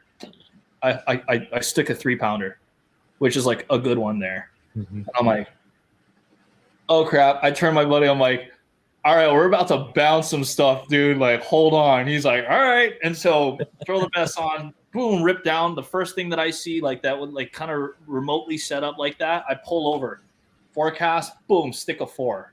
And I'm like, okay, I just need one more for a limit. Go down, like fish this one little stretch that I had seen when after blast off. I was like, that just some reason that like looks good. Go in there. I cull up 2 more times, and I managed to weigh in like 10.5 pounds day one. Wow. Day 2, and then another 10 something. I kind of forget the actual weight. Kobe Carden ran all the way back up there to Darbone, and it completely dried out on him. And so I watched him blast by me, and then a half an hour later, blast by me again. And I was like, oh, he doesn't got him. Like, he's spun right now. Yeah. And sure enough, he had like, I think it was like 6 pounds or something, or like 4 pounds. It was a small bag after weighing 19. And so now going into day 3, I was sitting in second place with like 1.5 pounds under the leader. And just stuck to the game plan. I wanted to try to catch retreads early because I knew that we were dumping a bunch of fish close by. I managed to catch a 3.5 on the first stretch that I wanted to fish. And then from there, I just started bouncing a bunch of stuff and then fished new water. And it was like one of those feelings where you feel like people are looking out for you that aren't with us anymore. Mm-hmm. I had that feeling that day, and managed to put my last fish in the boat at like, I think it was like 1:30 or something like that. And I encourage you guys to actually go and watch it. I'm definitely gonna. So I watch all your videos, and the common theme here I feel like with you is when tragedy creates opportunity, right? So like you have a lot of tragedy, and and a lot of guys do, but like it's the things that has happened along the way that sticks in your mind that makes you appreciate what you have. And you're like, if that wouldn't have happened, this may not have happened. And so, that's all we can ask for is right opportunities. And then what we decide to do with them, is on us. But, and then you hoisted the trophy, right? Yep. And that was it. Never forget that day. And they asked me, John Stewart, asked me on stage, he's like, hey man, like did you ever think about fishing the elites? It was such a pipe dream for me. Yeah. That was so crazy, like lottery style, like remote. Like 25,000 people fish the Bass Nation. 25,000. I'm not making I did that not number know up. that. That's how many people start off with, like fishing just like regional club, like from the state qualifiers. All the like the Bass Nation in Alabama is so massive, and that's just in Alabama. So like the fact that I was able to get past and just so happened to make it, and it worked out. And for him to ask me that on stage, like, would you fish the elites? And I was like, dude, hell yeah, man. and it's funny because the other guy that made the top 3, we ended up fishing the Classic that year together. I beat Taylor. Taylor came in. Taylor rallied hard, like on the last day. He had a bag. Like he definitely had a bigger bag than me last day, but because I had like just the consistent 10.5 pounds like throughout the derb. That was, Jared Miller was the other guy. It was Taylor Smith and Jared Miller. Jared Miller, he's like, well, I'm glad that you won because I wouldn't go back and fish the elites. And I'm like, well, like way to rain him, on my parade, bro. Like, good thing you didn't win because I won. So, and so he was actually the first person to tell me, like, I wouldn't, like, I did it, but I'd never do it again. And so that was interesting to me because at that time I was like, oh my gosh, like I had just accomplished this dream of mine that I never even thought was like remotely achievable. And so of course I was going to take it. I told my girlfriend, I was like, like, I'm going to fish the elite. She's like, well, you don't have to make any decisions right away. And I was like, no, babe. I made the decision. Like, I'm going, You said, can I use your dad's truck though? Yeah, it's a different girlfriend. I know it's a different one. Did that girlfriend's dad have a truck? Like, no. We're still together. And you guys are filming together and stuff too. Yeah. So I bring her, I try to bring her along and feature her once in a while. She's super shy in front of the camera, but she's been a huge support for me. I think that, like first year she didn't like, I think she came out to the Classic, but she didn't come out in the other ones. And I'm like, look, babe, like this is such a finite opportunity, and it is so difficult to do this alone.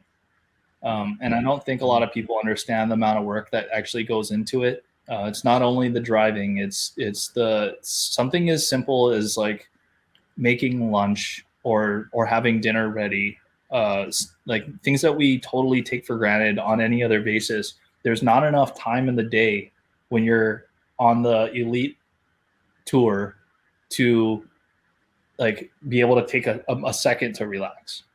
Like as soon as you roll into a derb, like it is grind as soon as you land. Like let's say we day 1 of practice is on Monday.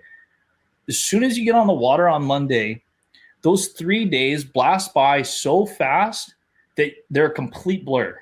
And a lot of guys will attest to this. They will say that it goes by so quickly that you have a difficult time, like, okay, which was day 2? Where did I get that one fish? Because everything, it's like go. Yeah. It's all a part of the tournament. It's like a giant tournament all the time, huh? And so 3 days straight, and we can be on the water half an hour before sunrise and then half an hour after the sunset. So especially now, that's a 15-hour day. Yeah. Mm-hmm. And you do that 3 days in a row and then straight into 2 days of tournament. I remember I would go fish the Delta and I would spend like 8 hours, 10 hours, for the most part. And I was done after 3 days, like completely, like I was smoked. My hands were bleeding, like sunburnt, dehydrated, everything. And now the fact that last year I did 5 tournaments without a break, every single one. maybe I didn't make day 5 or day 4 on them, so I was able to have one day off. But to go and drive, It's not really an off day though. no, it's not. You're driving to the next location. The stamina it takes is. I want to ask. So when you made the decision, and let's what was that conversation like when you called back home to Hawaii?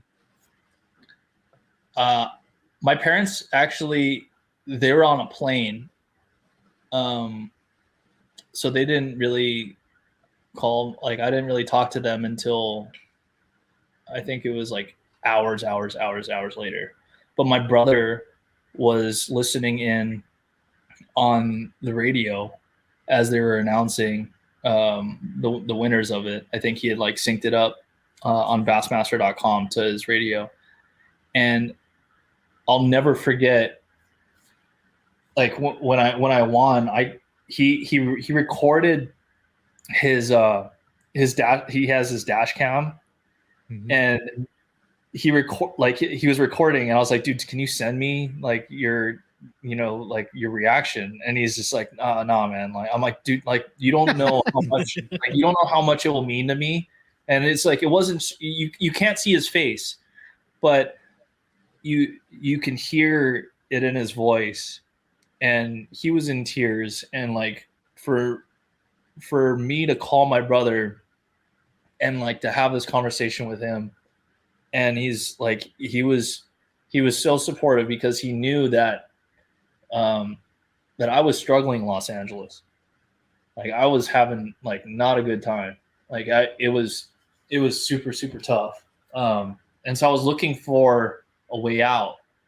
And he's like, dude, look what you've done. Like, look, like everything that you've been talking about, everything that you've been dreaming of, like you willed it to happen, man. You made it happen. Like take that step, dude. Like, I'm so happy. I'm so proud of you. So it was more so to talk to my girlfriend and then to talk to my brother was the most like impactful moments that bring the most like memory to me. And then the rest is just like basically just floods of podcasts. I got on like a couple news stations in Hawaii. I try to highlight a lot of that in on that episode. But that was it. Everything around the Nationals, just it has there's a lot of emotion there for me because it was such a pivot. It changed my life. Yeah. It absolutely changed my life. And whether, I stop tournament fishing, tomorrow, that moment I will have forever. Yeah. And no one can ever take that away from me. And it shows me and it proves to me that anything is possible. That as long as you have the right head in it and you have like faith in yourself and whatever you believe in, that you can do it. And no matter how much the odds may be stacked against you, that there's still a chance. And so that's why it's like a really, really impactful time for me. But I can feel the emotion, right? When it comes to people are like, oh, why are you so emotional? Well, it's because I care, and I think a lot of times as humans, like we forget to bring humility to what we do and actually do some reflection and think about the things that were all those milestones that we reached in our life, like leading up. A lot of times it just becomes a blur, man. The past becomes a blur and you kind of forget. And it's a good thing to retain, those milestones in your life because those are the things that make you grateful. It's also big to hear. Yeah. Like it's important for people to hear how much work actually goes into it. Because you always hear when you're doing things, anything in the outdoor space where people want to be, and a lot of it's jealousy. They're like, oh, you're so lucky. Oh, there's way more than luck that goes into like where you get anywhere in life. Like, yeah, nobody's just handing you anything. Like you spent all that time on the Delta when you decided to get back into fishing and you knew you needed to learn Clearwater. Like you took your time to learn all that stuff and every minute available you spent doing that. And and all of that culminated. And for you in a fairly short period of time, like you started bass fishing, you did bass fish as a kid, and then you kind of got away from it, and then all of a sudden that bug hits again. And you just I can't even imagine how much water you spent, how much time you spent on the water. What year again did you get that first boat? What was that? What year again did you get that first boat? 2016. Yeah, 2016. So in 4 years, you go from getting your first, boat to winning the nation, and then taking that boat with an aluminum welded starter to Louisiana. With Louisiana, correct? Yeah, Louisiana. Knowing that your capacity was 14 gallons of gas, dude, like same electronics. But like you assumed a lot of risk, but had a lot of faith. You know what I mean? Like in yourself and understanding, like, hey, my intuition is going to play a role in this. Why change now? Why bring something new and shiny to the game when something maybe old and seasoned is going to get me to where I need to be, because it's already gotten me there. Right. Yeah. And so that's important, and probably some of the best advice that, your buddy ever gave you. And your story's fresh. Like the technology was there, but it just proves like no matter how much technology in the world, instinct can still win. Like you don't 100%. Have to have, we hear it all the time. Like people ask us, and obviously on the media side of things, you get all the time, like, what do you think about forward facing sonar? What do you think about this? Oh, they should ban it, blah, blah, blah. And it's like, you don't need it to win. Like there's plenty of guys that go out there and win and make a living and don't have it. And they do well. It's refreshing to hear that. And for people to know, like, that technology was there when he won this, and he did it without it. Like didn't need it. And like you said, I time stamped it because I think it's important. Trust your instincts. And that's what you did. Like, you got a bite and you said, oh, I got this figured out. And all of a sudden you call up on day one and end up with a, good bag, and we're able to follow it up over 3 days. And it got you to where you are today. So it's refreshing to hear that still, people are still doing that, because we hear so much about, so much negativity about technology and everything like that. Just to hear that it can be done without it, like is important for people to hear that. Yeah, no, for sure. I think, and it is a touchy subject, I think, for a lot of people. But I think ultimately all I want to do is encourage people to just get out and go fish. Like, sure. Whether you're doing it from a kayak or from the bank or, a stand-up paddleboard or even a canoe, if you're going to go out and just spend time on the water, then that's it. And if your goal is to tournament fish, then great. Hustle, learn from as many people as you can. Jump on the boat with as many people as you possibly can. Because maybe if the guy that isn't good at skipping docks, you can't learn like how to skip a dock with that person. He might be able to teach you how to finesse a worm down a 50 foot, and you learn something completely different. Yeah, so absolutely. So I think that there's something to learn from everyone. And I think as a kid, I've always been a student of the sport, and I think I will forever be a student. And I think that that's something that we have to keep reminding ourselves, because that no matter what level you get, you're still able to learn. And absolutely, I think when you lose is when you feel like you know everything. Dude, that was a perfect. That's a perfect quote, dude. Like, you're a student of the sport. That keeps you humble, right? Yeah. Like, you don't know everything. And you've had a hell of a journey, dude. All the way from coming from, Hawaii, moving to Los Angeles, where it's always sunny and 75. But wasn't easy in LA. And I can't imagine it being that way. And then you moved your way up relatively quickly, but it was a long journey, going all the way to nationals, and using Uncle Bob's boat, right? Uncle Bob's boat, correct? Yep. With an aluminum welded starter with 14 gallons of gas, like no electronics essentially, but, just using your natural instincts and the things that you learned all the way up to really to bring you to where you are today. Sometimes grass isn't always greener on the other side. A lot of people say that, but and one of the things I wanted to do was ask you, you guys have a couple tournaments. Is it 2 or 3 tournaments left? Correct? Yeah, we have 2 left. We have Champlain starting next week. Monday is first day of practice, and then back to back with the St. Lawrence River. Are we already that?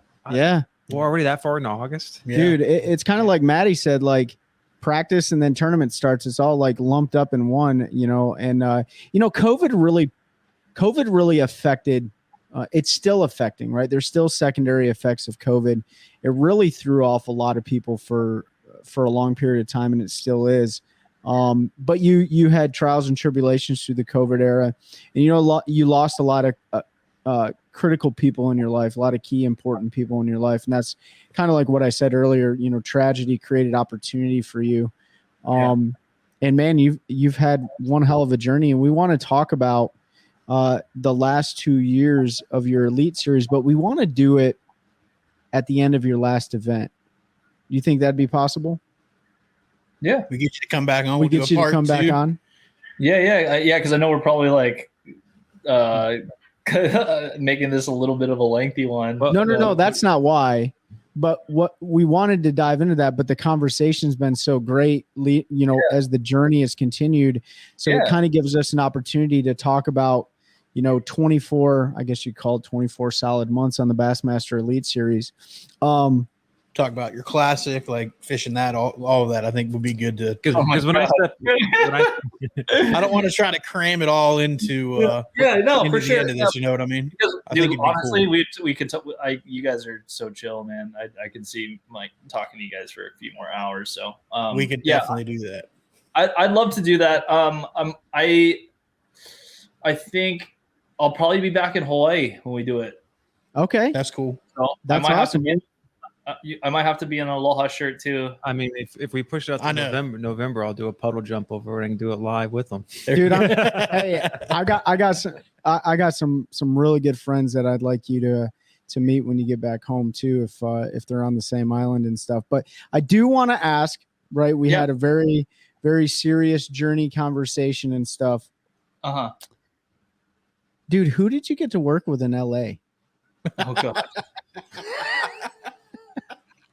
You got any NDAs? It's okay. We understand. Yeah, if you have a non-disclosure agreement, totally good. My NDAs have been like all done, so I'm gonna let it fly. Now send it, Maddie.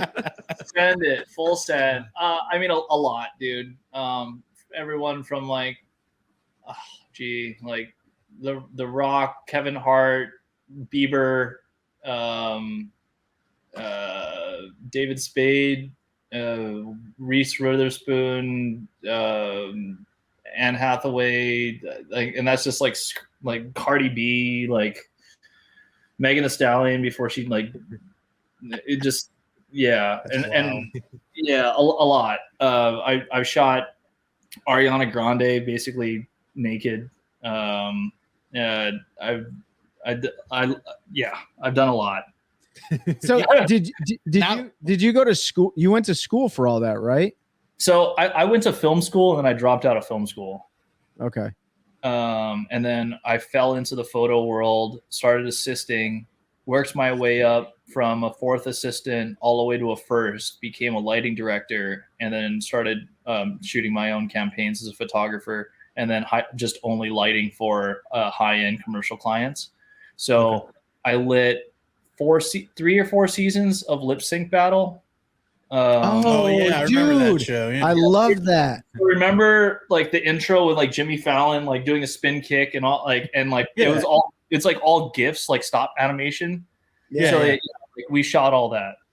That's awesome. That's cool. So what is if there was one thing you could think of, what is the funniest story you had from Hollywood? Oh God. While you think of that, I got a follow-up question before we get too far, because you said you shot The Rock. You got to get him on the boat, man. Yeah, he bass fishes, doesn't he? He got that pond down there. He's fishing. Like, you might try to get old The Rock on him there. Yeah? Yeah, like I could probably hit up one of my old clients to see like if I can make that connection. I went to high school with his niece. But yeah, I don't know. It'd be funny. I don't know. It's the celebrity world is interesting. Yeah, I have no doubt.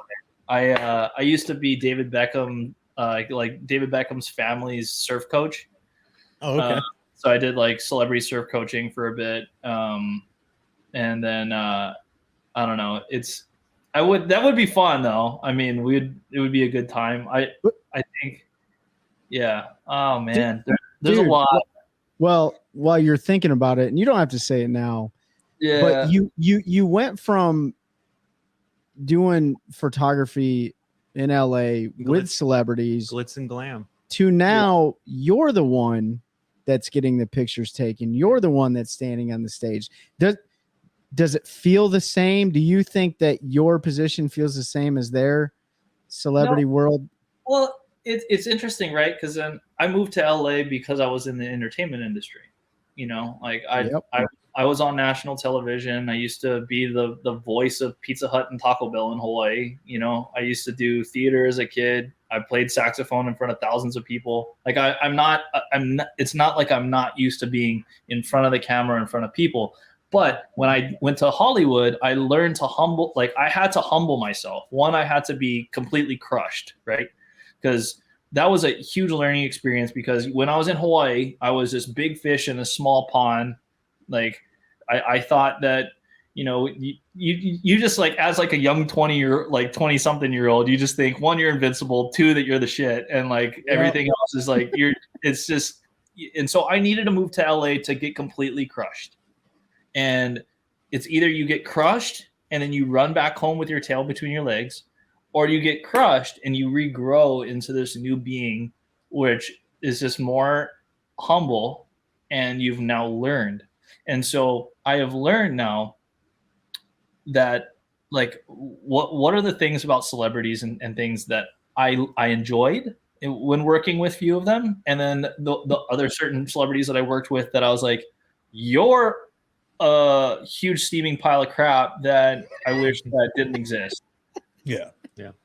And I'd work by the 3-strike rule.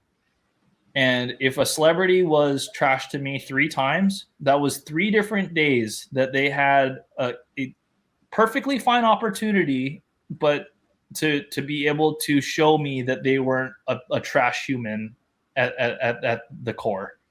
Yeah. And because I think a lot of times people don't realize that when they meet someone, they're like, man, I met David Spade. He was like a complete jerk. And like, he didn't give me a time of day, wham, you know? Or it's like, I met like so-and-so, you know, I met this angler, or I met this guy on tour and he was like a complete yank because of that. And it's like, okay, you don't know what that person went through out that day. Yeah. You have no clue what that person's going through in their life. Mm-hmm. Until they're a jerk to you 3 different times on 3 different occasions, and then they're probably a jerk. Yeah. You know? Yeah. It becomes a pattern. If that person's just like just an unapproachable, like not friendly person to talk to, and trust me, there's a lot of guys on tour like this. And and that's just the truth. And I'm going to be completely honest. And there's guys that look at me and like nose up me all the time. And then there's a term in Hawaii called hai maka maka. It means your eyes go high. And it's like, because your crap don't stink. And it's like, for me, I don't care. I am not in a place where I need to go and try to placate or like, you know, like make like, I'm in a place where I know who I am. If there's good people out there, I know I gravitate towards good people, and all the good people on tour, guess what? I'm friends with them. Everyone else, I don't care about. I've had to learn that, and it's something that is very tough. I'm also the person that I wave at everyone. If you drive by my boat, I'm going to wave at you. I'm going to throw a shock, or I'm going to wave. And that's just who I am. And I can't like it. And I was talking to Kenta about this last week, and he's like, you're the only one that waves. He goes, no one else. Like, and literally there's very few people that actually wave at you. And it's so sad how cutthroat the elites are, to the point where they've lost their like a general like human interaction of being able to like, hey, we're living a sweet life. What's up, Rob? Like, like, hey, dude, like, I don't, you know what I mean? Like, I could not be catching anything. One of the guys rips by me, I'm always gonna wave, and still to this day. And so I think that I've learned a lot from Hollywood. I learned a lot from celebrities. I learned a lot on the person that I want to be and who I want to be to others. And I learned a lot about who I don't want to be and I don't want to be perceived.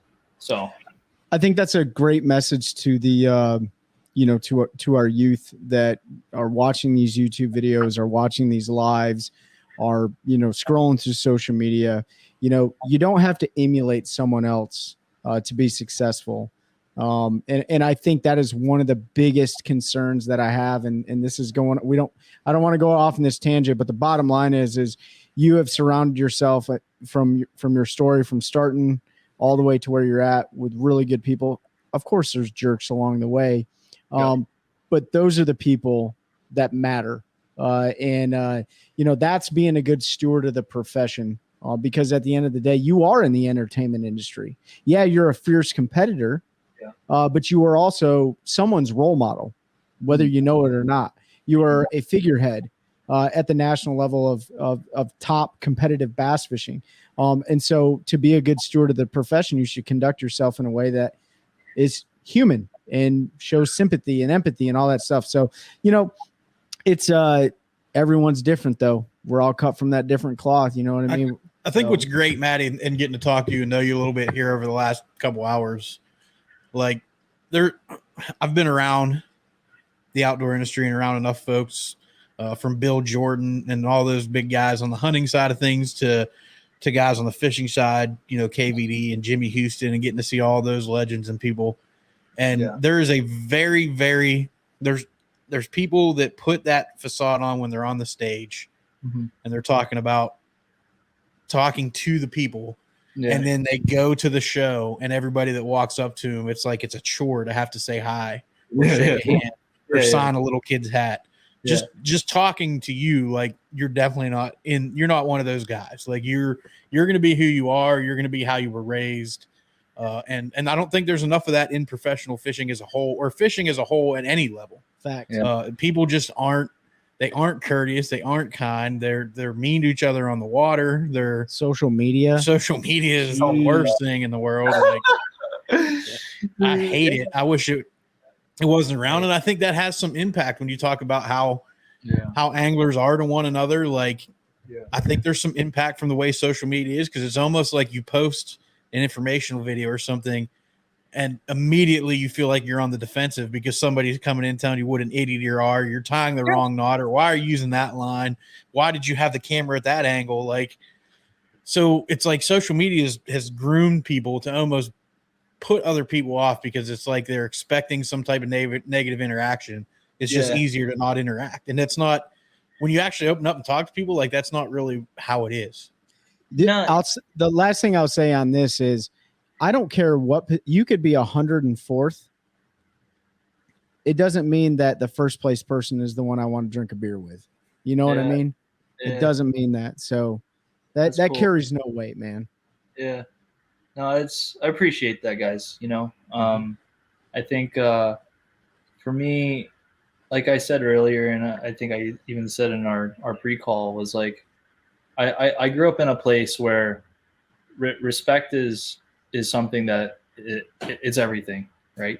Yeah. And I have everyone's respect until you lose it, and it doesn't matter, if you're a guy that's approaching me at a gas station that isn't wearing slippers but is just stoked to see the boat. Like, I'm still gonna give that guy like a little bit of my time, as much as the 7-year-old kid that comes up to me, boy or girl, with a hat and a Sharpie with like a nervous smile on their face, wanting to talk to me. Like, I think those are the things. You never know what that 30 seconds of time or what the 2 minutes of time can do to someone, and how that can help shape them.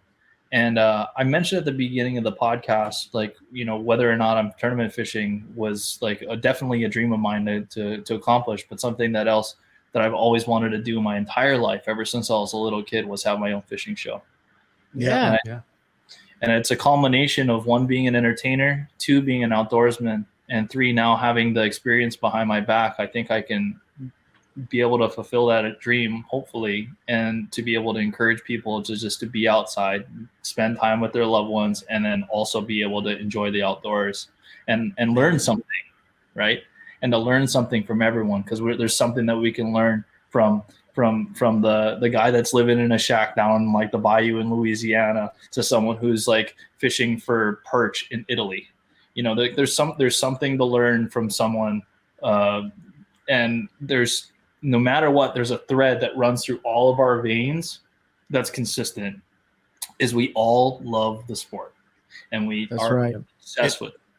Hearing that about the show, like that was always a dream of mine as a kid. Like growing up my whole life watching Bill Dance and Hank Parker and all those guys, like that's what I want to do. I didn't care about fishing a tournament. I didn't care, but like I wanted to have a show because they brought it to my living room. Like I sat there with my dad and ate cereal on Saturday morning if we weren't fishing or out doing something, like, and watch these guys fish. And it's crazy because I'm not super close with my aunts. If y'all watch this, I'm sorry, I'm not close with you. Just family stuff, you know that is. But still love you, but family stuff, you know. But my grandfather passed away like 2 years ago. We're actually right before we started recording the show. So he died like in September, and then I think we started recording in December and put out our first episode in January. And one of my aunts who I'm not close with, like just randomly out of nowhere, called me crying, and she's like, "You finally." Like you always talked about, I remember when you were 4 years old running around talking about how you're going to have your fishing show. And now you're on my YouTube on TV and you're talking about fishing. And it's kind of like, we're not doing ultimately what I wanted to do, but in a way, like I never thought about that. Like it is something that I always want to do. Now we have an opportunity and we're trying to build that platform. We're like, we just want people to get out fishing, man. Like bank, kayak. If you're fishing, if you're fly fishing for, what'd you call them? Dumpster dolphins in the LA River.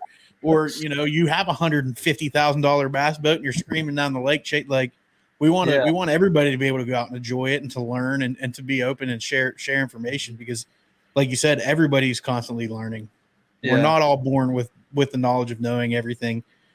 Even when you get to the highest level, you still don't know everything. Like, it's just, it's refreshing to talk to somebody who's like one of us, I guess, is what I'm. Facts, dude.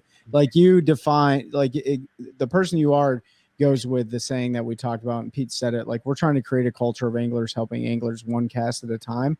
Love it. And that's really what it's all about, you know. And there's no room in our. What's that?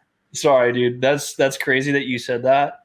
Just because, so some of my closest friends that I grew up with in Hawaii, were. The slogan that we have, or our tagline is, you know, like friends pushing each other to level up one frame at a time. There you go. Yeah. Because we were filmmakers, right? Yeah. And so, and we all keep each other accountable. And so the fact that you said the one cast at a time thing, like it all tied in, and it's serendipitous in a way, because it's so true, man. Like I think it's we can all learn something from each other, and we can all be inspired by each other. And especially if someone's not in the best place mentally too, or in a place in their life, that we can also assist them in however way that we can, because life's too short to do something you don't want to be doing. Right. Yeah. And that's absolutely. I think it's funny when I hear people saying like, man, you live in the dream, man. And I'm like, you can be living the dream too. Like, it doesn't, just because this is seemingly the dream, like, why aren't you doing something that you're truly passionate in? You know, is it because of the social conformities of like, okay, I have to have this because I want people to look at me this way, or I need to have this because of X, Y, and Z. It's like, no, man, like what truly makes you happy? Like I was talking to Taku about this. I'm like, Taku, what are you going to do after bass fishing? And he's like, I want to be a killer bee exterminator.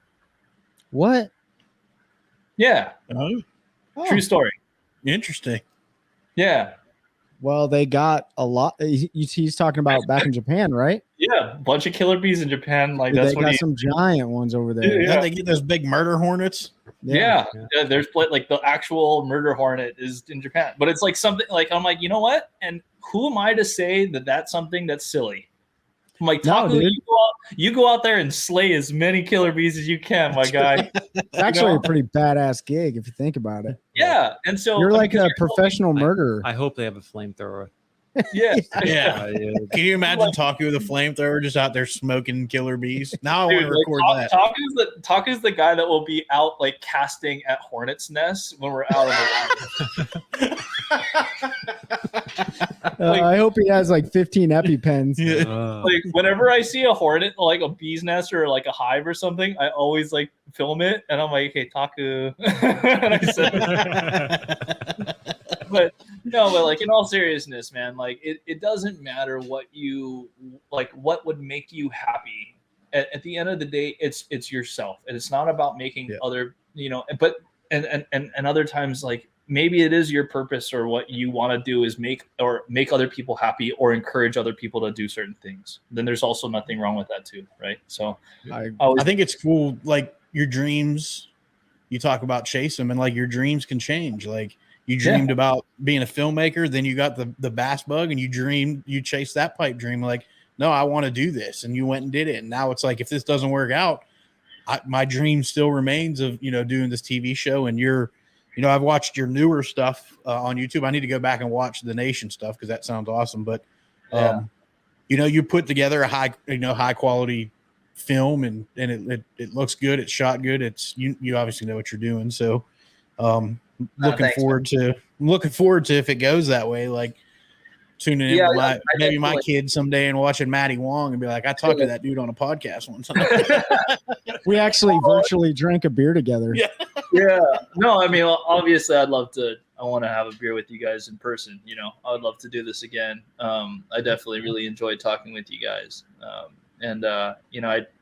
What I do right now, I feel is my bare minimum on my YouTube. I obviously wish I was able to shoot with a 4K camera. I wish I was able to hire an operator. I wish I was able to hire an editor to do this, but I'm literally shooting it all on my iPhone, shooting it with GoPros, and I'm editing it all myself. And so sorry, go.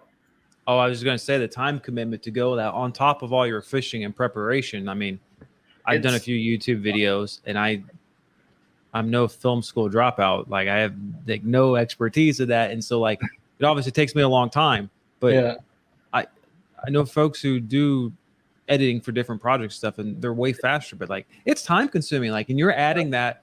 I mean, you almost have to in today's day and age, but you're adding that all by yourself up on top, on top of all your fishing pressure, which is, we appreciate you doing it because then we get to watch the content. Yeah. That's right. Yeah. Well, I try to bring people. I mean, if you guys haven't, I guess I can start diving into plugging the socials. And whatnot. Dude. Yeah, let's do it, man. Let's do it. If you guys haven't checked it out yet, I mean, it is something that for me, it's kind of an ongoing video diary, if you will. I try to be as real as I am in the moments where if I'm not feeling it, then I'm not feeling it, and to the highest of the highs. And I try to bring the viewer along with that, and try also to be pretty transparent on what I'm doing for the most part. I mean, there's certain things that I won't spell out, but there's a lot of stuff that I feel like a lot of people can learn and use as a learning tool. And if not, at least just be entertained by a story that I try to tell with it. So on YouTube, it's Matty Wong Fishing. And it's basically the same for all the way across, the Facebook page, Matty Wong Fishing, TikTok, which I lag on, but trying to get better at it. That's same Matty Wong Fishing. And then on Instagram, it's Matty_Wong. And then I also run, which was my business before. I was doing a content creation for basically elevated imagery of bass and of lures. And that's called Capture Fish.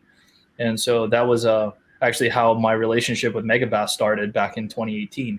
So it's kind of interesting on how people come in your life and you meet certain people and everything kind of is meant to be where it needs to be. And everything works together in this kind of like weird serendipitous way, I feel personally. And yeah, it's all kind of led me to where I am now. And I'm super humbled, super grateful for it. And basically got to catch the snot out of them these last two events to stay on tour because I think it's all like the top 70 advance, but then you also have like the legends exemptions, which take away a lot, and then the guys that have been on tour for 5 years or more, they can drop their worst year. So if it's in the cards, I'll requalify, and if it's not, then I get to put my energy towards another dream of mine. And all I can say is I just encourage people to go out there and do what makes you happy. Absolutely, dude. We appreciate those words of wisdom, especially to us first of all, because we all have dreams as well. And to all of our viewers, and I know they're going to appreciate that. And then, listen, this is just part one. We will not leave this unattended because we want to talk to you after the last event up north. So we really appreciate your time. Please hang out real quick. We're going to put you on standby.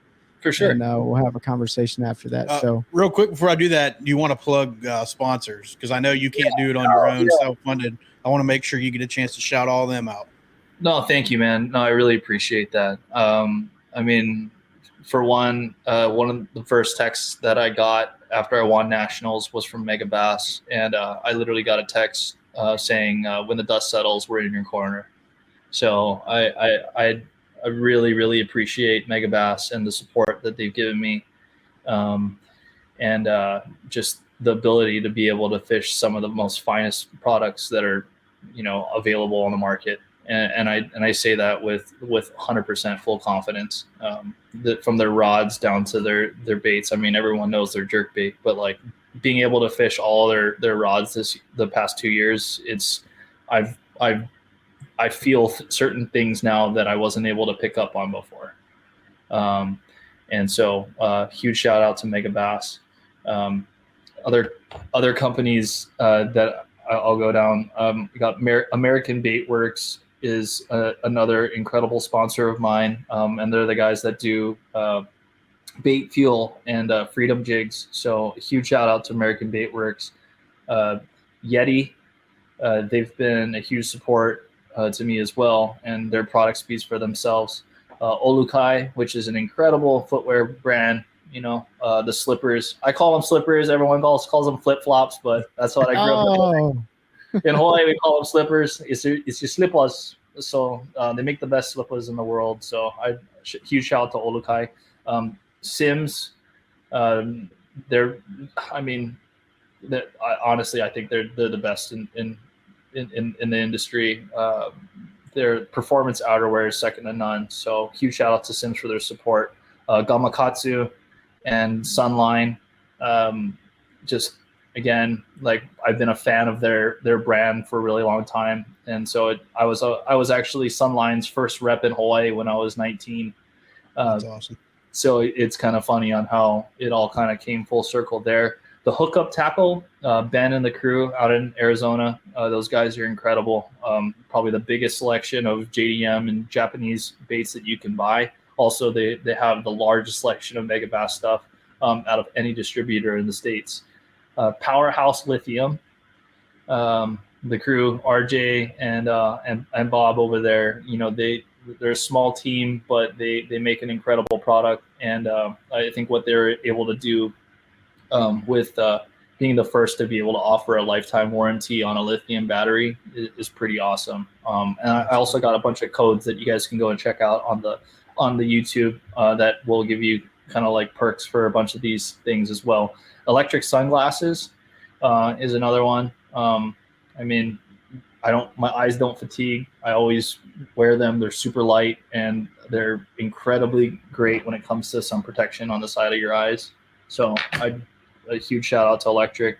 And then Lateral Vision, the clothing line that basically helped fund this thing. They're the ones who supported me just as much as Megabass, and being a very, very, very small company out of Southern California, the fact that they were able to support me for the past year and a half, almost 2 years, is incredible. And so if you guys want to support me directly, if you go on, they're still hosting my capsule. So basically all of the profits go to supporting me on the road.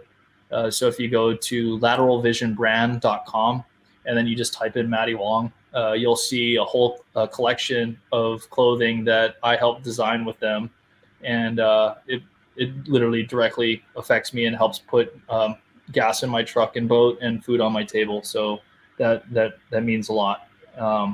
And then, basically, I mean, Vertra and the Kind, and then Bastrix is another great brand out of Ventura.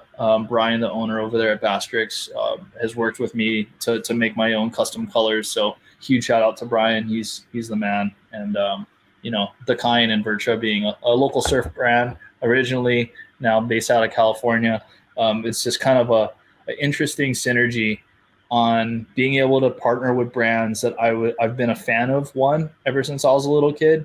And so it's kind of like, it gives me in Hawaii again, I just realized that this isn't like just a Hawaii thing, but it's like we call it chicken skin, but I guess it was like goose. What is it? Goosebumps or chill bumps. Yeah. Yeah, goosebumps. So in Hawaii, we call it chicken skin. But That's fair. But yeah, it gives me chicken skin to think about it because I used to watch this guy as a kid, and I met him when I think I was 5 years old. His name was Mike Sakamoto, and he had a local fishing show called Let's Go Fishing Tales with Mike Sakamoto. And I remember he took his time out to talk to me, and he signed literally one of those fans that cool you off, and a Polaroid photo of me and him, and he signed it, and I still have that fan somewhere because I would watch Mike Sakamoto with my dad every single weekend, along with like Bill Dance and stuff like that. And so to see him with his jersey with all these sponsored brands on, I was like, man, one day that would be the ultimate, to be able to partner with these brands that I've like always been like the hugest fan of. And so I feel like I've arrived at this place where I am like incredibly humbled and incredibly grateful that I get to help represent these brands. So if it wasn't for all these guys to helping me, I literally wouldn't be possible because it costs about $100,000 to do the tour. So yeah. And then obviously, and last but not very least is all the people that support me. And that's my fans, and that's my family, and that's my friends. And I like to think that most of my fans know that if you guys ever have any questions or are interested in anything, feel free to reach out to me. Whether it's a DM on Instagram or on a message on Facebook, I always try to answer. And if it slips by, I always try to make sure to due diligence to go back and answer everyone, because I feel like everyone deserves a moment of time, and I never know what that little moment can help with someone. So. Dude, Matty Wong, for those who are listening, that's absolutely true. We sent him a DM on Instagram from a private account, not a business account, and he answered, and that's why he's on the show. Please hang out afterwards, man. You've definitely given the one cast some chicken skin. Yeah. We appreciate that brutal honesty and your journey along the way. And like we said, man, a lot of opportunities created. And it wasn't from any lack of trying, because you're definitely where we want to see you right now, and hopefully that you have a bright future. And we're going to revisit this. This is part 1, and we appreciate everyone listening to this episode. Ben, Pete, got anything? I'm actually not going to put him on standby. So Ben, if you have anything, and then I'll close her out. I learned a couple new things: chicken skin, and I've got my slippers. We got our slippers and our chicken skin. And your shirt isn't a Hawaiian shirt. In Hawaii, we call them aloha shirts. Aloha shirt. I promise when you come back for part 2, I'll have an aloha shirt. I'll feel left out. I'll feel left out. But no, Matty, we appreciate you coming on. Everybody listening, everything he just talked about as far as his socials, I'll have linked down below in the description. Make sure you go like, comment, subscribe, follow along with Maddie. Like you said, ask him any questions you might have. I'll also post a link. I'll directly go in and search his clothing line, and I'll put that right in there. So if you want to buy a shirt, hat, I don't know what all he's helped design, but I'm going to go buy some tonight before I go to bed, because I've always been a Matty Wong fan since you made it. But now that I know you and the type of person you are, like, you just elevated yourself even higher on that respect scale. So appreciate you coming on. Appreciate everybody listening, as always. Like, comment, review on the podcast. Let us know what you like, what you don't like, and help us continue to grow a community of anglers, helping anglers one cast at a time. That's a good one. That's a good one. Oh, God, it's a toad, son. It's a toad, dude. Let's go. I wake up to a little bit of drool on my pillow, feel like it's gonna be a bad day.